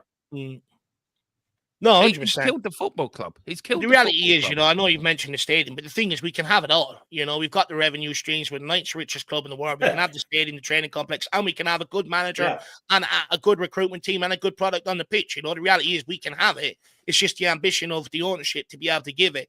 Just quickly, Michael George, I never defended a scapegoat or you defended Ange for Golden Years Tottenham away. Fans, go and listen to my watch along the other night, go and listen to my Twitter reacts, and even what I had to say earlier on in the show. Again, if you're going to say stuff, at least make sure it's true.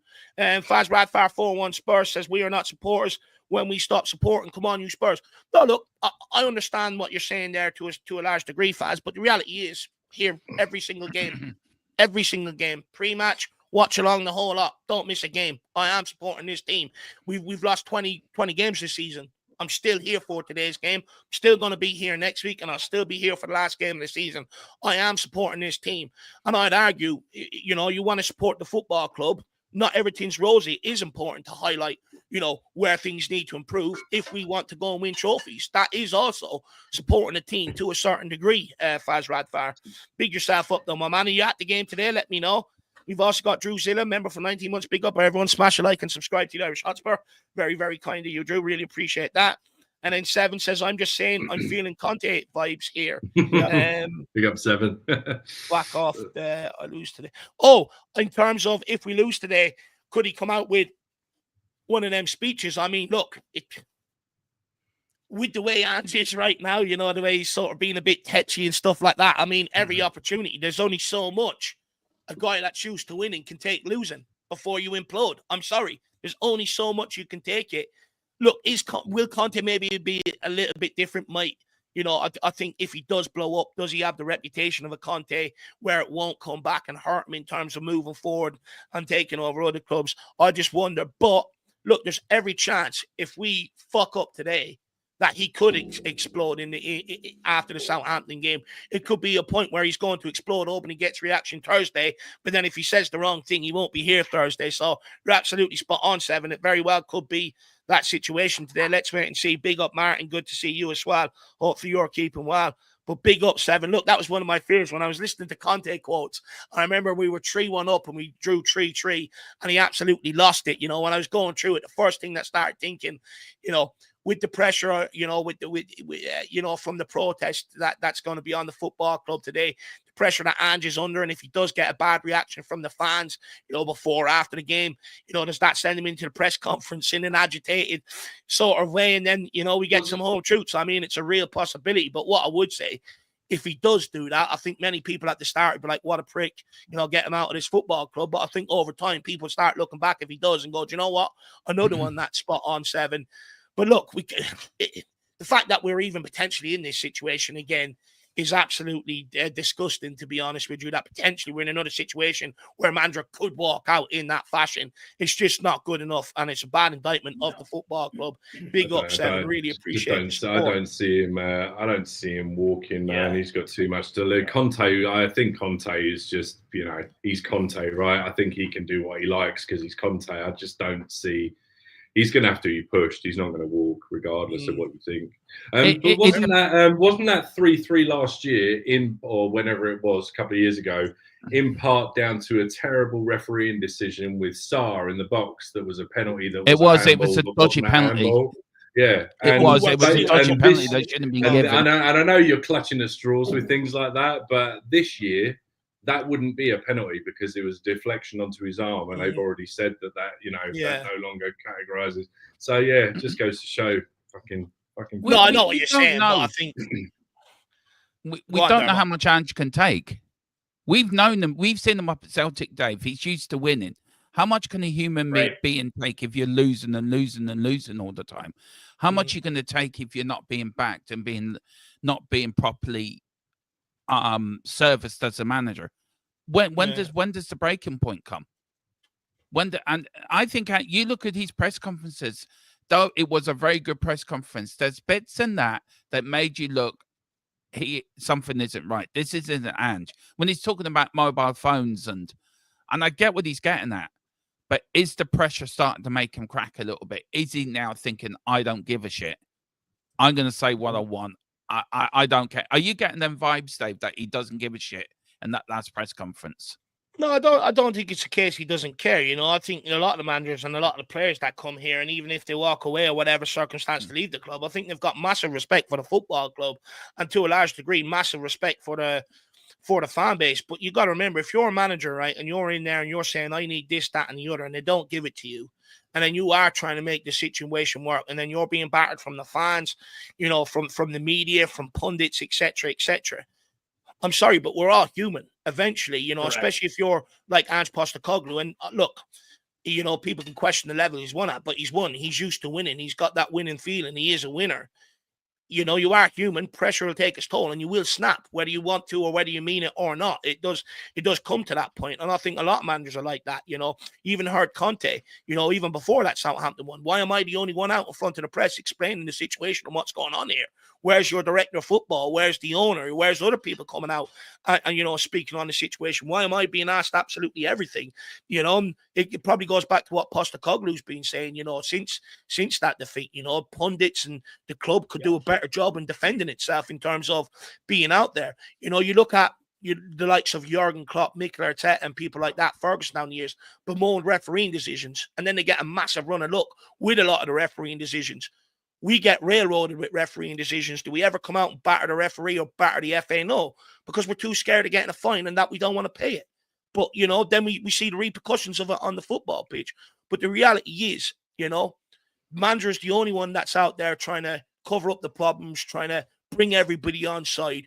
And it should take more than the manager. And I just think, as a club, as a fan base, I think we just place unreal expectations on every manager that walks in the door. We expect them to be the difference between what we've got to offer and Man City and Liverpool. Football doesn't work like that. The reason why Klopp went on and won what he done is because the longer he was in the job, the better players they brought in, the results of it. With Guardiola, the reason why he goes to all the best clubs is because they have the biggest money. They can bring in the best players, which means he's going to win. Has to be a realization at Tottenham Hotspur.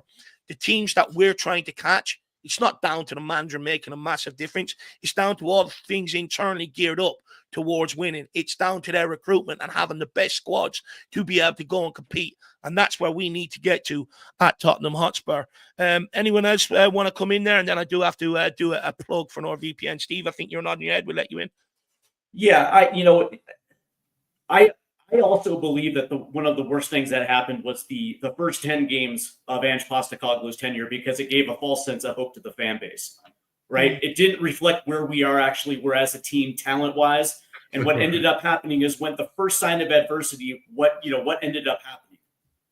And since that point, Ange has had to deal with multiple criticism, not just from the fans, but also from the media as well too. And that, that actually wears on, that can actually wear on somebody. And then when you add the fact that he is running cover for his bosses and at the same time still getting pressure from the board, you can understand why a guy gets short with the media, or if he would potentially take pot shots at fans. You can understand it from that perspective.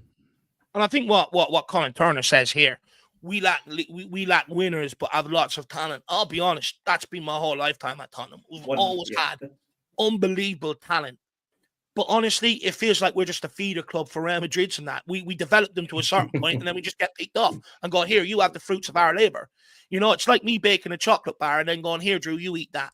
You know what I mean? It's absolutely mind-boggling. You know what I mean? It's absolutely mind-boggling. This is the problem, Colin. You're absolutely spot on. We do need to start trying to bring some more winners, in the team. I think there was a guy, Colin, or maybe I'm wrong, but earlier on he put in a similar comment, how many players do we sign that actually have have a history of winning things.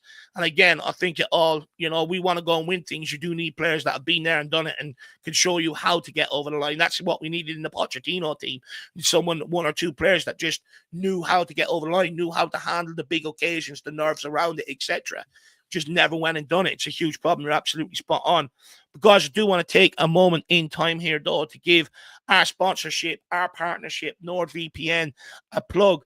And basically, for those who don't know what a NordVPN is, basically today, there's a blackout for Tottenham's game. It's not on telly. And, especially for people in the UK and Ireland. And the big question is, well, Dave, how are you going to watch it? No problem. I use my NordVPN. I changed my location, put myself into Seattle. All of a sudden, I'm watching it on Peacock TV. And that's basically what a NordVPN does. It allows you to bounce your location around the world so that you can watch whatever live sporting events, TV programs, etc. you want to watch on the go. Absolutely brilliant. Not only that, they provide you premium cyber security for the price of a cup of coffee a month. Basically, what they do there is when you are on public Wi-Fi or open Wi-Fi, it allows the chance of people hacking in, getting your data, stuff like that. They protect you from that. If you're out shopping online, unless it's secure and stuff like that, again, it gives people an opportunity to get all of your details. NordVPN help protect against that as well. And not only that, you can have it on up to 10 devices. Everyone nowadays, you've got families, everyone has all these mad different devices now. Well, you can use that VPN on all of them. It's not just one for one item. You can use it up to 10 items. So it's absolutely brilliant. So guys, you don't have a way of watching the game and you do, get onto NordVPN. Get over there, try it risk-free for 30 days. If you don't enjoy it, it is a money-back guarantee. It's a 2-year plan. Now, what I will say is if you don't want to commit to a 2-year plan, there are other plans there that if you want to try it out that you can avail of, and try it out for yourself. But I do recommend it. I think it's great. If you want to go on holidays, you want to travel, and you just want to relax one of the evenings and watch programs that you used to watching at home. Sometimes I try to do that. It comes up, oh, this isn't available in your location. Well, NordVPN dances around that absolutely excellently. So make sure you get on it and you get your NordVPN. So big up, Nord. Really appreciate the partnership. But look, let's keep it moving. Faz Radfar 4-1 Spurs. I went to click on the bottom comment here. I went to click on Maximum, but yours came in there. He says, Levy always brings good managers and then fails them. And look, this has been my whole point. I don't think we hire bad managers at Tottenham Hotspur. I think, even you look since Pochettino, Jose Mourinho, world-renowned manager, Conte, world-renowned manager, Nuno done a great job at Wolves, bringing them up, stabilising them in the Premier League, comes to Tottenham Hotspur, lasts a couple of months, goes out to Saudi, wins a trophy, comes back, now he looks like he's on the verge of qualifying for Champions League with Forest. Not a bad manager. Postecoglou, okay, people have their arguments now of what he's like at Tottenham. Celtic didn't think he was a bad manager, and neither did other clubs before him think he was a bad manager. So the reality is we actually hire good managers at Tottenham, but it keeps going tits up. Why? And even if you don't want to use Nuno or Postecoglou as your case study, the way that Jose Mourinho and Conte left this football club should ring alarm bells, considering they didn't walk out of other big clubs in that sort of fashion to a large degree, or if they did, they at least delivered trebles and stuff before that. So, they should be ringing alarm bells. But big up, Faz, you're absolutely spot on as well. Big up, DB, good to see you, along with Graham, mate, as well. Great to see you, Graham. Hopefully you're keeping well, buddy. But guys, I know lineups will be coming out. Are they coming out very shortly? I can't even track time today. I have that much pain in my foot. I can't even think straight. But one other question I got X up for you, Dave. I'll let you know. Legend. I'll bring you legend. One thing I did want to maybe get onto, though, off the back of the Conte words from last season is the club's transfer strategy has been criticised for years, guys. Is the lack of consistent success at this football club more a result of poor squad building, or is it down to failures of managers to get the best out of players? Because I think this is the big argument, right? Especially under Postecoglou now, but it was the same under other managers in years gone by. You've got people like me that, go after the recruitment saying it's not good enough for the caliber of managers we're bringing in. When you do have the other side of the argument where it goes, well, hang on, we're never going to bring in world-class players. It's up to these managers to get the best out of what we got, and they're not doing it. So I want to go around the panel and just see how basic we all feel on this. And we'll start with you, Steve. Listen. It has to be poor squad building, doesn't it? Because this isn't just an isolated issue, right? This has actually been going on now for How many years have we been dealing with this, where you bring in a certain manager that has a certain skill set, and that's what's enabled him to be successful wherever they've been. In the case of Ange Postecoglou, he's always dealt with high squad numbers, and the reason for it is there's two reasons. Number one, because injuries were a part of his former stops, but he also likes a little bit more of an experienced team, because every single game that he manages, he likes heavy rotation. And of course, I think we did hear that Daniel Levy did say that he doesn't like to have high squad numbers because he doesn't want to pay for players that don't necessarily see the pitch. But that being said, under Ange Postecoglou, everyone sees the pitch at some point during the season. Yeah. So when you have an owner and a director of football who are not actively having a good relationship with their managers, but also ignoring the things that make him successful, it begs the question of whether or not they actually knew who they were hiring to begin with in the first place. No, 100%, and that's. I'm sort of with you on that. It's like you're bringing in these managers, the sort of players that they need and the expectations that they come with, and then you think, you can just, here's a load of average players, go and make it work. You're supposed to be the special one, and it's like, yeah, he's the special one, but the players also make him special. I completely agree with you on that one. I mean, Dermot, Drew, anything you want to say on that in terms of, is it poor recruitment that is leading to Tottenham's failure, or is it the managers not getting the best out of players? And I don't want to just take this on the Postecoglou situation. In general, why is there a lack of success at the football club? Managers not getting the best out of players, or the recruitment? It can't be the managers. The managers can't be wrong. It has to be in the recruitment. It has to be. We don't pay the players the right wages. If you want the best players to come, you have to pay the money. So if we pay, you look at Aston Villa, for example, right? 95% of that's their wage thing. I don't really fully understand it, but I know it's 95%. They're in the Champions League quarter-final. All right, they may not qualify for Champions League. You look at other teams as well. They're in the FA Cup semi-final. It's down to the owners. It's down to the recruitment. It can't be managers. It never has been the managers. It's the recruitment of them players. And there's them players that, and we've said it before, Dave. You look at the players that were there under Mourinho and Conte and Pochettino. All of them players threw that manager under the bus one way or the other. They threw him under the bus because it didn't perform for him. It was either the training wasn't right for them, or they were training too hard, or this or that. So I think it's not the manager's fault. I think the players have to take responsibility, and I think the recruitment and Levy have to take responsibility. We bring managers in and we break them, and we send them away, and they're successful everywhere else they go. You look at Nuno. I called him a garden gnome. I regret calling them that now because he's proven me completely wrong. Look what he's doing with Nottingham Forest. They could qualify for the Champions League. It's the players and it's the recruitment. It's down to them. They have to take full responsibility, and I'm just fed up with it. Absolutely fed up with it. Like I just look at other clubs, and it's like, they have more gusto in the market. Like when Newcastle brought in Tonali, we were screaming out for that sort of signing in the midfield. When they brought in Ramirez again, our midfield was weak. We're screaming for that sort of signing. They bring in Isaac. Look at that guy. You know what I mean? Like they have shown a lot of ambition with a lot of their signings. I know people are referencing Newcastle in the chat, and that's why I'm bringing up even the likes of Anthony Gordon and stuff like that. I get what people are saying, but they have shown a lot more ambitions. They didn't take no when it came to Tonali. People were surprised when they got Isaac, surprised when they got Bruno Gomes. But the reality is, they went and got them, and I think that's a huge part of our problem. We look at some of these asking prices that we get, and we're going, no, we'll see. We'll just hold that. We'll see if we can get cheaper somewhere else. And I mean, this is the big problem. You even look at Liverpool. They don't spend millions and billions of pounds. But they see a guy, they never ever get turned off by the asking price. Many people laughed at them when they paid the 60-odd million for Virgil van Dijk. Look at the success it brought, and that's my thing. They pinpoint the player and they said, don't care how much he costs, whether people think we overpay or not, he's our guy. And that's what we need to get to at Tottenham Hotspur. But Drew, anything you want to say on it? The buck stops squarely at Levy for me on this one, and squad. Yeah, not getting the right quality of player. Had we got the right quality of player, had we been savvy with our recruitment? Just quickly, DB.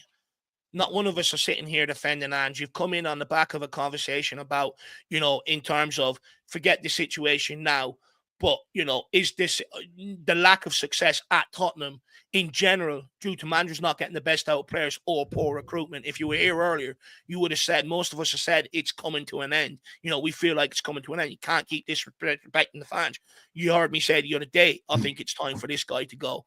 So, again, we're not sitting here defending Ange Postecoglou. I'm just not having it. We're not sitting here defending. We're having an entirely different conversation. It takes me back to the build-up to, the Liverpool game in the semi-final. I'm talking about, we had a conversation about, body language in the manager. I said that there's a lot made out of it, but if you're a player, what would you prefer? And then people go, oh, you're doing this, you're doing that. I'm sorry, just listen to the conversation, please. Stop accusing us of doing this, that, and everything else. And you're not the first one in here, accusing this, that, and everything else today. We're not defending Ange Postecoglou, so stop saying we are. Anyway, sorry, go on, Drew. I just think, poor recruitment. I just think, it didn't help us when we didn't recruit players in those 2 summer windows. We fell behind.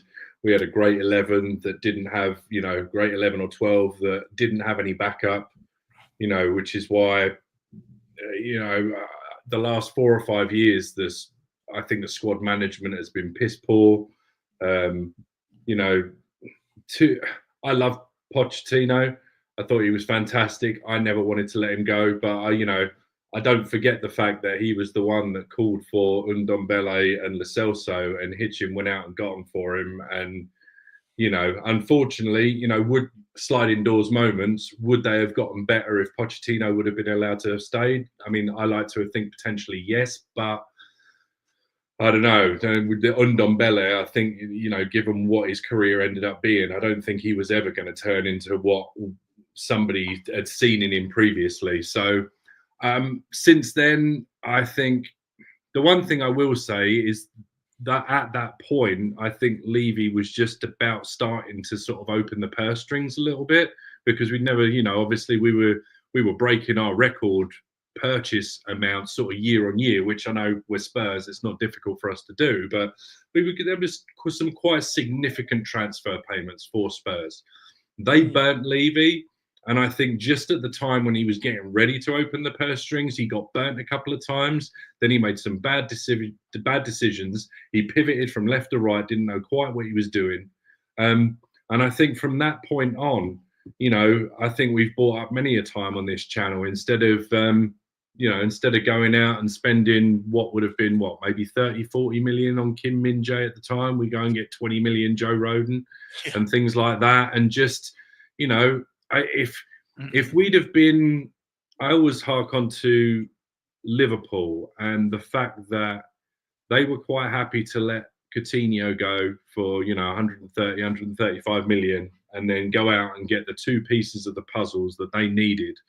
And we spend too much time lauding our players and just wanting them to, we fall in love with them. And I'm guilty of it as well. I absolutely, I was one of Eriksen's biggest fans. But there comes a time when you have to think to yourself as a club, especially in the situation we were in, as a club, you've got to go, okay, we've got to cash in on this guy, and that will enable us to then buy 2 better quality players.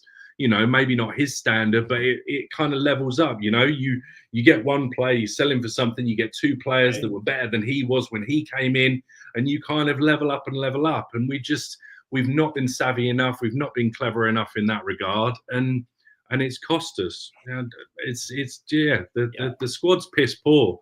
People were saying that it's the strongest squad in years, and there's the substitutions, there's not as much of a dip in quality. And for me, that's because the quality on the pitch isn't as good. So the levels aren't. Do you know what I mean? It's piss poor. It's an average squad, unfortunately. No, it is. And look, I just think the recruitment, if we really want to go and challenge, we have to level up the recruitment, And the thing is, we can still go and spend 50, 60 million pounds, but there's better players out there than the ones we're bringing in for that sort of price range. Just quickly before we go through the lineup, though, there was protest today, marching up the high road up to the Tottenham Stadium behind the drummer. And by all what I'm looking at here on social media, there is a massive turnout for it today, an absolute massive turnout, which is absolutely great to see. I think what you're seeing is many fans getting pissed off with one thing or another and sort of falling behind the banner of change for Tottenham. So fair play to them guys. They're doing a great job. And look, I would argue hopefully it puts pressure on to deliver a really good summer if they're not going to sell up or whatever. But fair play to everybody who's attended. You know, I've said this before. I do think the majority of it is on people who can afford to get to the stadium to carry the sort of weight of the fan base. There's nothing me, Drew, Dermo, or Steve can do about it. We live in different locations altogether. So, you know, fair play to these people out there. Absolutely brilliant job on the protest today. Huge numbers. But guys, the lineup is out. Let's run through the lineup here. We've got Vicario in goals. Pedro Porro comes in at right back. Romero partners Ben Davies at centre back with Solanke Spence in at left full. Bergvall, Bentancur, and Maddison in the midfield three, with Johnson off the right, Solanke through the middle, and Son off the left. Postecoglou did say he'd make a couple of changes, but not loads. He's made a lot less than what I thought he would. I think the difference is Pedro Porro coming in for Udogie, Davies coming in for Van de Ven, which I think is the right decision. You know, he came off with cramp the other night. I think that's the right decision. And then you Johnson coming in for Wilson Udebur. So, you know, they're what, 3 changes from the lineup that lost to Chelsea the other night. Let's see what they can do. Dermo, who's on the bench? We got Kingsky, Udogie, Van de Ven, Odegaard, Tell, Richarlison, Sarr, Basuma, and Archie Gray. Oh, nice. So that's the bench. Just quickly, Rayman says he's at the protest today. A huge turnout. Great to see, Rayman. And you know what? Fair play to you for doing your bit. Did you fly in for the protest? I didn't know you lived in the UK. I thought you lived somewhere else, my man. Let me know. But big up, Rayman. He says, listen to the build-up here on my pods. You know what? That's commitment, lad. I really appreciate that. You absolute legend. Do you know what? It'd be good if we could get in contact, maybe have a conversation with you around the protest and that today. Big up, Rayman, and just have a discussion, hear it from the horse's mouth. Someone that was down there. Big up, Rayman. Absolutely fair play to you, my man. Guys, look, what we'll do is we'll go through you know, your thoughts on the lineup and get your score predictions, and then we'll bounce out of here and get myself back here for the watch along. We'll start with you up the top, Steve. We'll get your thoughts on the lineup, get your score prediction on them. I'm also going to put your channel in the chat as well, so give that a plug. Absolutely. I like this lineup. And make no mistake, Ange couldn't afford to heavily rotate this match, because as important as the Europa League is, finishing the season strong and maintaining it, we're trying to get a little bit higher up in the table, is also equally as important. And he actually needed to bring his strongest lineup today. The only thing that I potentially wanted to see change was maybe dropping Sonny from the starting 11. I don't know how you guys feel about it, but it just has not been good enough. And I don't necessarily think he's earned the right, captain or no captain, to be there. I would have actually preferred to see Odegaard off the left. I'm okay with Johnson, even though he's not necessarily my favorite, but he had no choice but to start Maddison today. I was not shocked to see Ben Davies in for Van de Ven. But outside of this is about as strong as lineup as you're going to get. And it's also showing ambition. He's trying to Ange is trying to shoot for the 3 points today. And I'm glad that he decided not to heavily rotate. Well, look, yeah. You know, it means these players have to deliver 3 points today. They have to go and deliver a decent performance. The fact that he's chosen not to rotate. Look, so like you said, and, you know, like other people would argue, I mean, look, you know, it's probably the right decision to try and get a bit of confidence, especially in some of these forward players like your Maddison and your Sons heading into Frankfurt game, because they will be the ones that will carry you through that. You're absolutely spot on.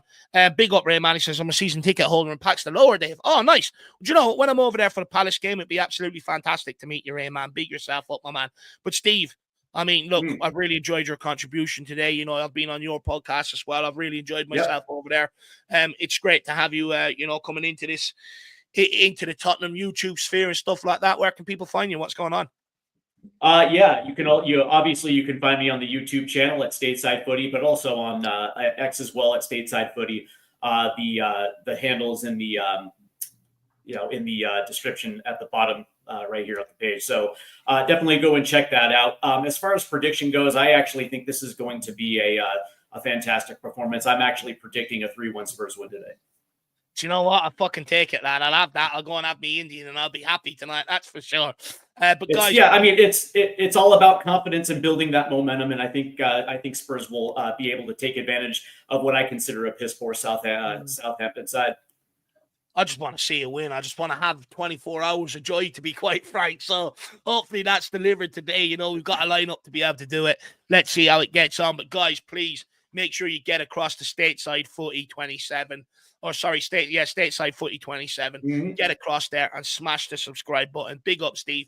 You know, you will be seeing more of him around the place as well, you know, over the summer and heading into next season. So make sure you get across and show him the love. Down to you, Drew. I mean, again, look, actually, I want to say to you and Steve, massive thank you for getting up early hours in the morning as well to do this. You know, I had to start doing this at 11 o'clock, and even I had brain fog for the first half an hour or so. Some would argue for the 2 hours, you know, so I appreciate you guys getting up really early and trying to make sense of some of the hard-hitting topics and stuff like that. But, Drew, I mean, look, great to have you back today. I think I speak for many people out there. What's your thoughts on the lineup? What's your score prediction? And I'll put in diehards now in the chat for people to get across.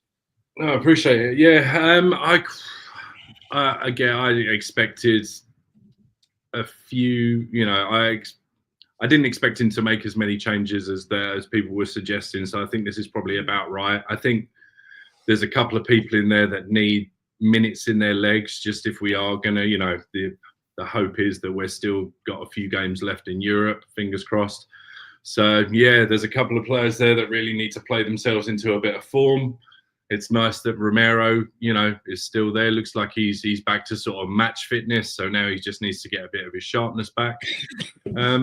So, yeah, I mean, I don't want to say we're going to turn them over because typically when I say that, something goes horribly wrong. But I feel have the faith, Drew. Have the faith, right. I feel like, I'm pretty confident that it's going to be 3 or 4 today. I think once we get 1 or 2, I think they're just going to. I think they're just going to flop a little bit, and we're gonna make it look pretty easy in the end. I just want to say just one thing, Dave. Big up to you for grinning and bearing the pain. Obviously with your foot issue. So yeah, big up to you. And just one thing. There's a couple of dickheads in the chat today. And I've got no problem with people having opinions about football and people calling out people's opinions and people having some banter and stuff like that. But I think it's laughable and a little bit disgusting when people aren't entitled to have an opinion because of where they come from, and people get called out and people say, you know, this person, that person. So I would just ask for a little bit of decorum and a little bit of respect. Banter's banter. That's all good. But it shouldn't matter where the fuck in the world you are. You can have an opinion on Tottenham if you're a Tottenham fan. So I just wanted to say that because I say there's a couple of comments today that really kind of actually really fucking wound me up. I just didn't want to derail the show. But yeah, big up. Look, if you see them, you know, by all means, you know, say how you feel on it, but you're absolutely spot on. Look, at the end of the day, you know, we all love Tottenham Hotspur.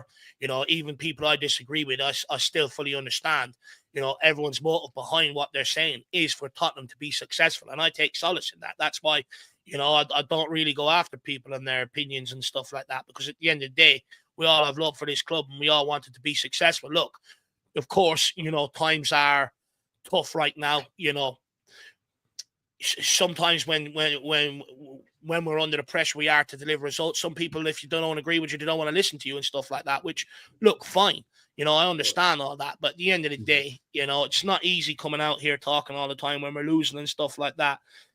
We try to make the best sense of it as we can at times and stuff like that. And look, one thing I've always asked for is respect amongst one another. You know, we can sit here and keep blaming each other for being the problem.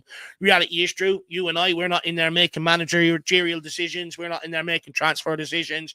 All we do is pay our money to follow the football club. That's all we do, you know. So, like, we can't influence what's going on to a large degree. So, absolutely spot on. Look, I'll just ask, you know, I'll continue to ask, can we just keep showing respect towards one another at the end of the day? You know, every other rival fan base pisses on us, and if we don't have respect for each other, what chance have we got? Absolutely spot on, man. Dermo, Oh, by the way, guys, please get over to Spurs Diehards. I know Drew does a show over there. Me and Adrian on Friday nights, 10 o'clock UK time. We'd love to have some people over there to just evolve the conversation. We're a couple of 2 or 3 old bastards over there, just have old fuddy-duddy opinions about Spurs. But yeah, big up Adrian. He's a fantastic guy. I hope he's. I know he was in the chat earlier on, and Ian over there, and Zookeeper Tom. So yeah, they do a great job.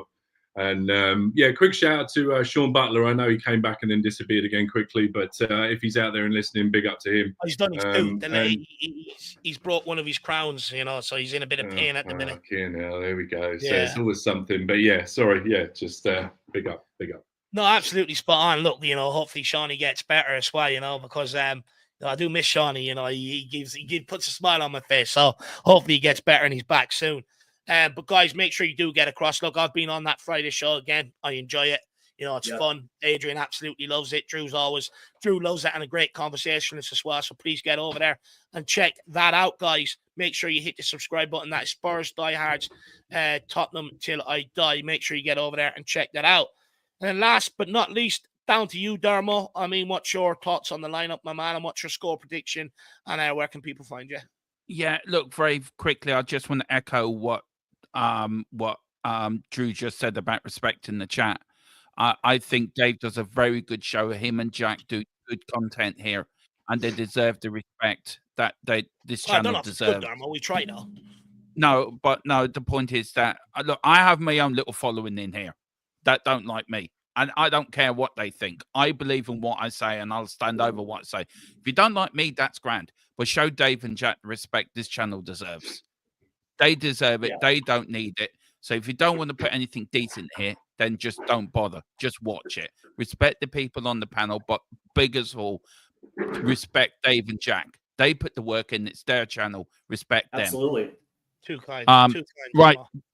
Sorry, Dave. Sorry, I just wanted to. All right, so look, I'm not happy with the lineup. I'm just Brennan Johnson's playing. Ben Davis. I understand the Ben Davis one, but I would have put Archie Gray in there instead of Ben Davis. Look, I always back my team to win. You know me, Dave. I'm going for a 5-0 win because I think it's Southampton. They lose today, they get relegated. So we're battling 5-0. But I love it, Dermo. I just. I'm not overall with the lineup. Do you get me, Dave? Do you know what I'm getting at? I'm just not. What player do you think? Like, Johnson needs minutes, though, man. What would Johnson for me? Johnson for me. I wouldn't have played Johnson. I would have played Oda. But I think he gives off the bench the other night, though. Look, look. Everyone knows my opinion on Johnson. I like him as a human being. I hate him as a player, but. Look, he had a decent game off the bench the other night, to be fair to him. Maybe he is better as an impact. Maybe that's the argument, but some argue he deserves it today. That was a £1 million cross, that thing that he put in that box. That's one off the 50. We just need to earn the next 49 now. Right. That's funny. Also, I think Porro as well. I think Porro is better than your doggy, so I think I'm glad Porro's starting. But I just don't. Maybe it's the defeat the other night, Dave, and everything. I'm just waiting for the end. Do you know what I mean? But look, it's for me, it's nice to have a strong bet. I'm going for a 5-0 win. If you like what I have to say, you can join me over THFC Till I Die. Steve's joining me for the watch along today, which I'm really excited about. There's a bit of a link up between the channels as well. That all news will be coming out over the summer. We've got something very special coming. But yeah, we're looking to get the 3K. We're looking to grow. We're looking to grow the channel. So, but please like and subscribe here first. These lads do a great job, do great member stuff as well. And respect Dave and Jack because they're probably the best Spurs channel apart from mine out on YouTube at this time. I don't know about that, but look, there's plenty of great channels out there. But thank you very much, Dermo. Really appreciate the sentiment, guys. Make sure you get across THFC Till I Die. Dermo, I think, has been here for nearly every single one this season, going through the pain, just like Drew. So please make sure you get across and, you show him the love that he deserves. Where's so big the up, Dermo. Where's big the whiskey? Me and Drew need one.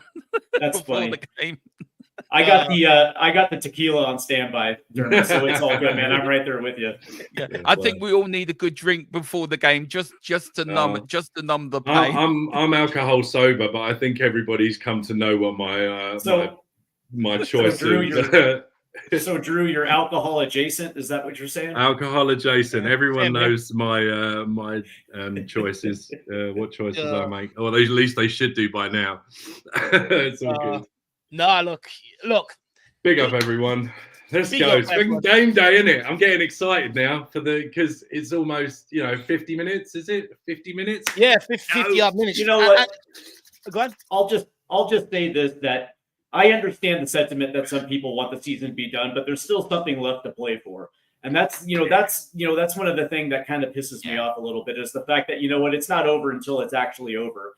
And there's still something to play for left in the season. And so I just want to see the fan base get behind this team as much as they possibly can, because we're still in Europa and we still can climb this table and put ourselves in a respectable position before the season comes to an end. No, 100%. Look, the Europa League's still on, and in terms of Premier League, pride is still there to play for 100%. Fully agree with you. But I do think, many Spurs fans sort of just want the season to come to an end and go on holiday now, regardless. It's just like, look, get me on holiday. Let's see if next season could be any better. But I absolutely agree with you. There's still games to play. Look, we can sit here and say what we want before and after games, but during that 90 minutes, let's try and rally behind the team, seeing them over the line. Look, big day for the football club. Loads turned out. Loads of people turned out for the protest today. Then you've got the added pressure of the game today, the need for 3 points. Hopefully the players can turn up, because at the end of the day, if we don't, the fallout from this is going to be catastrophic. You also have, the Conte sort of time. Did this game 2 years ago. He walked out of the football club in famous fashion. There's a lot around the football club today, a hell of a lot of pressure. Hopefully we can come out of it and minimize the damage to a certain degree. But look, it'd be interesting to see what sort of reception is at the stadium today towards, Postecoglou after antagonizing the fans and stuff like that. My hope is, we've made our voices heard, back the team for 90 minutes, stay in the stadium, make your voices heard again after. But let's try and get through this game unscathed, and let's try and put 3 points on the board. Because the reality is, even if we lose, I'll be honest, I don't think Postecoglou's getting sacked. I think he will be here for Frankfurt. So, I'd rather win and see what happens against Frankfurt than rather lose and then, see what happens against Frankfurt anyway. So that's just my opinion on it. Yeah, I'm just going to add that winning cures everything, right? The only thing I want to see is this team start quick, start fast, confidence, energy, get that first goal within the first 10 minutes and control this and dictate this match on your terms. And I would probably guess the fans will be energized and will be back to normal status. So just to add quickly, I'm just looking at the table here quickly, and I feel like with the points that are left available and the teams above us, I mean, there's still, like I said earlier, there's still 9, 12, maybe even 15 million on the table up for grabs. And at the very least, that's money that Levy can use to buy more stage equipment for Beyonce concerts next year. And also, Europe does go down to probably 9th place or 10th place, and we're not going to get it, but it does go down because of if teams in the Premier, say if teams win competitions they're in, it drops down a place in the league. So, but look, let's send Southampton back to the Championship in style.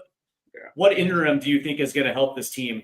I think it was Brian Timlin right here. Yeah. What interim do you think that's going to give this team any type of bump to push on in Europa? I mean, maybe it's just me, but what do you want? You know what I mean? What are you looking for as far as an interim to kick off? I don't want Ryan Mason. I can't speak for Brian, but I'm guessing that maybe his feeling is if, what Postecoglou is trying to do with the players ain't working on the football pitch. If you bring in Mason, maybe different formation, different ideas, maybe temporarily will get you something different heading into the Frankfurt game. I'm guessing that's the reasoning behind it. But look, I know it's a big call, Brian. I just don't think if we lose today, he will get sacked. I think the decision has been made internally see what happens in the Europa League, and then off the back of that, that's where the decision be made. That's not me advocating for him to stay in the job.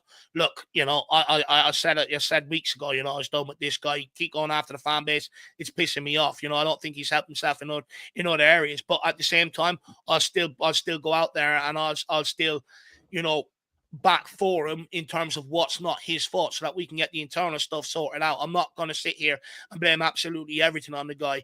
But look, that's just my feeling on it. But look, we're going to end off here now. We will be back for the watch along in 15 minutes time. I want to say a massive thank you to Steve and Drew for getting out of bed nice and early. A massive thank you for Dermo as well. You know, I texted him late as well, so I really appreciate you making it as well. And guys, I'll see you back here for the watch along. Big day for the football club. And as always, hopefully we win. And come on, you Spurs. Come on, you Spurs. Come on, you Spurs.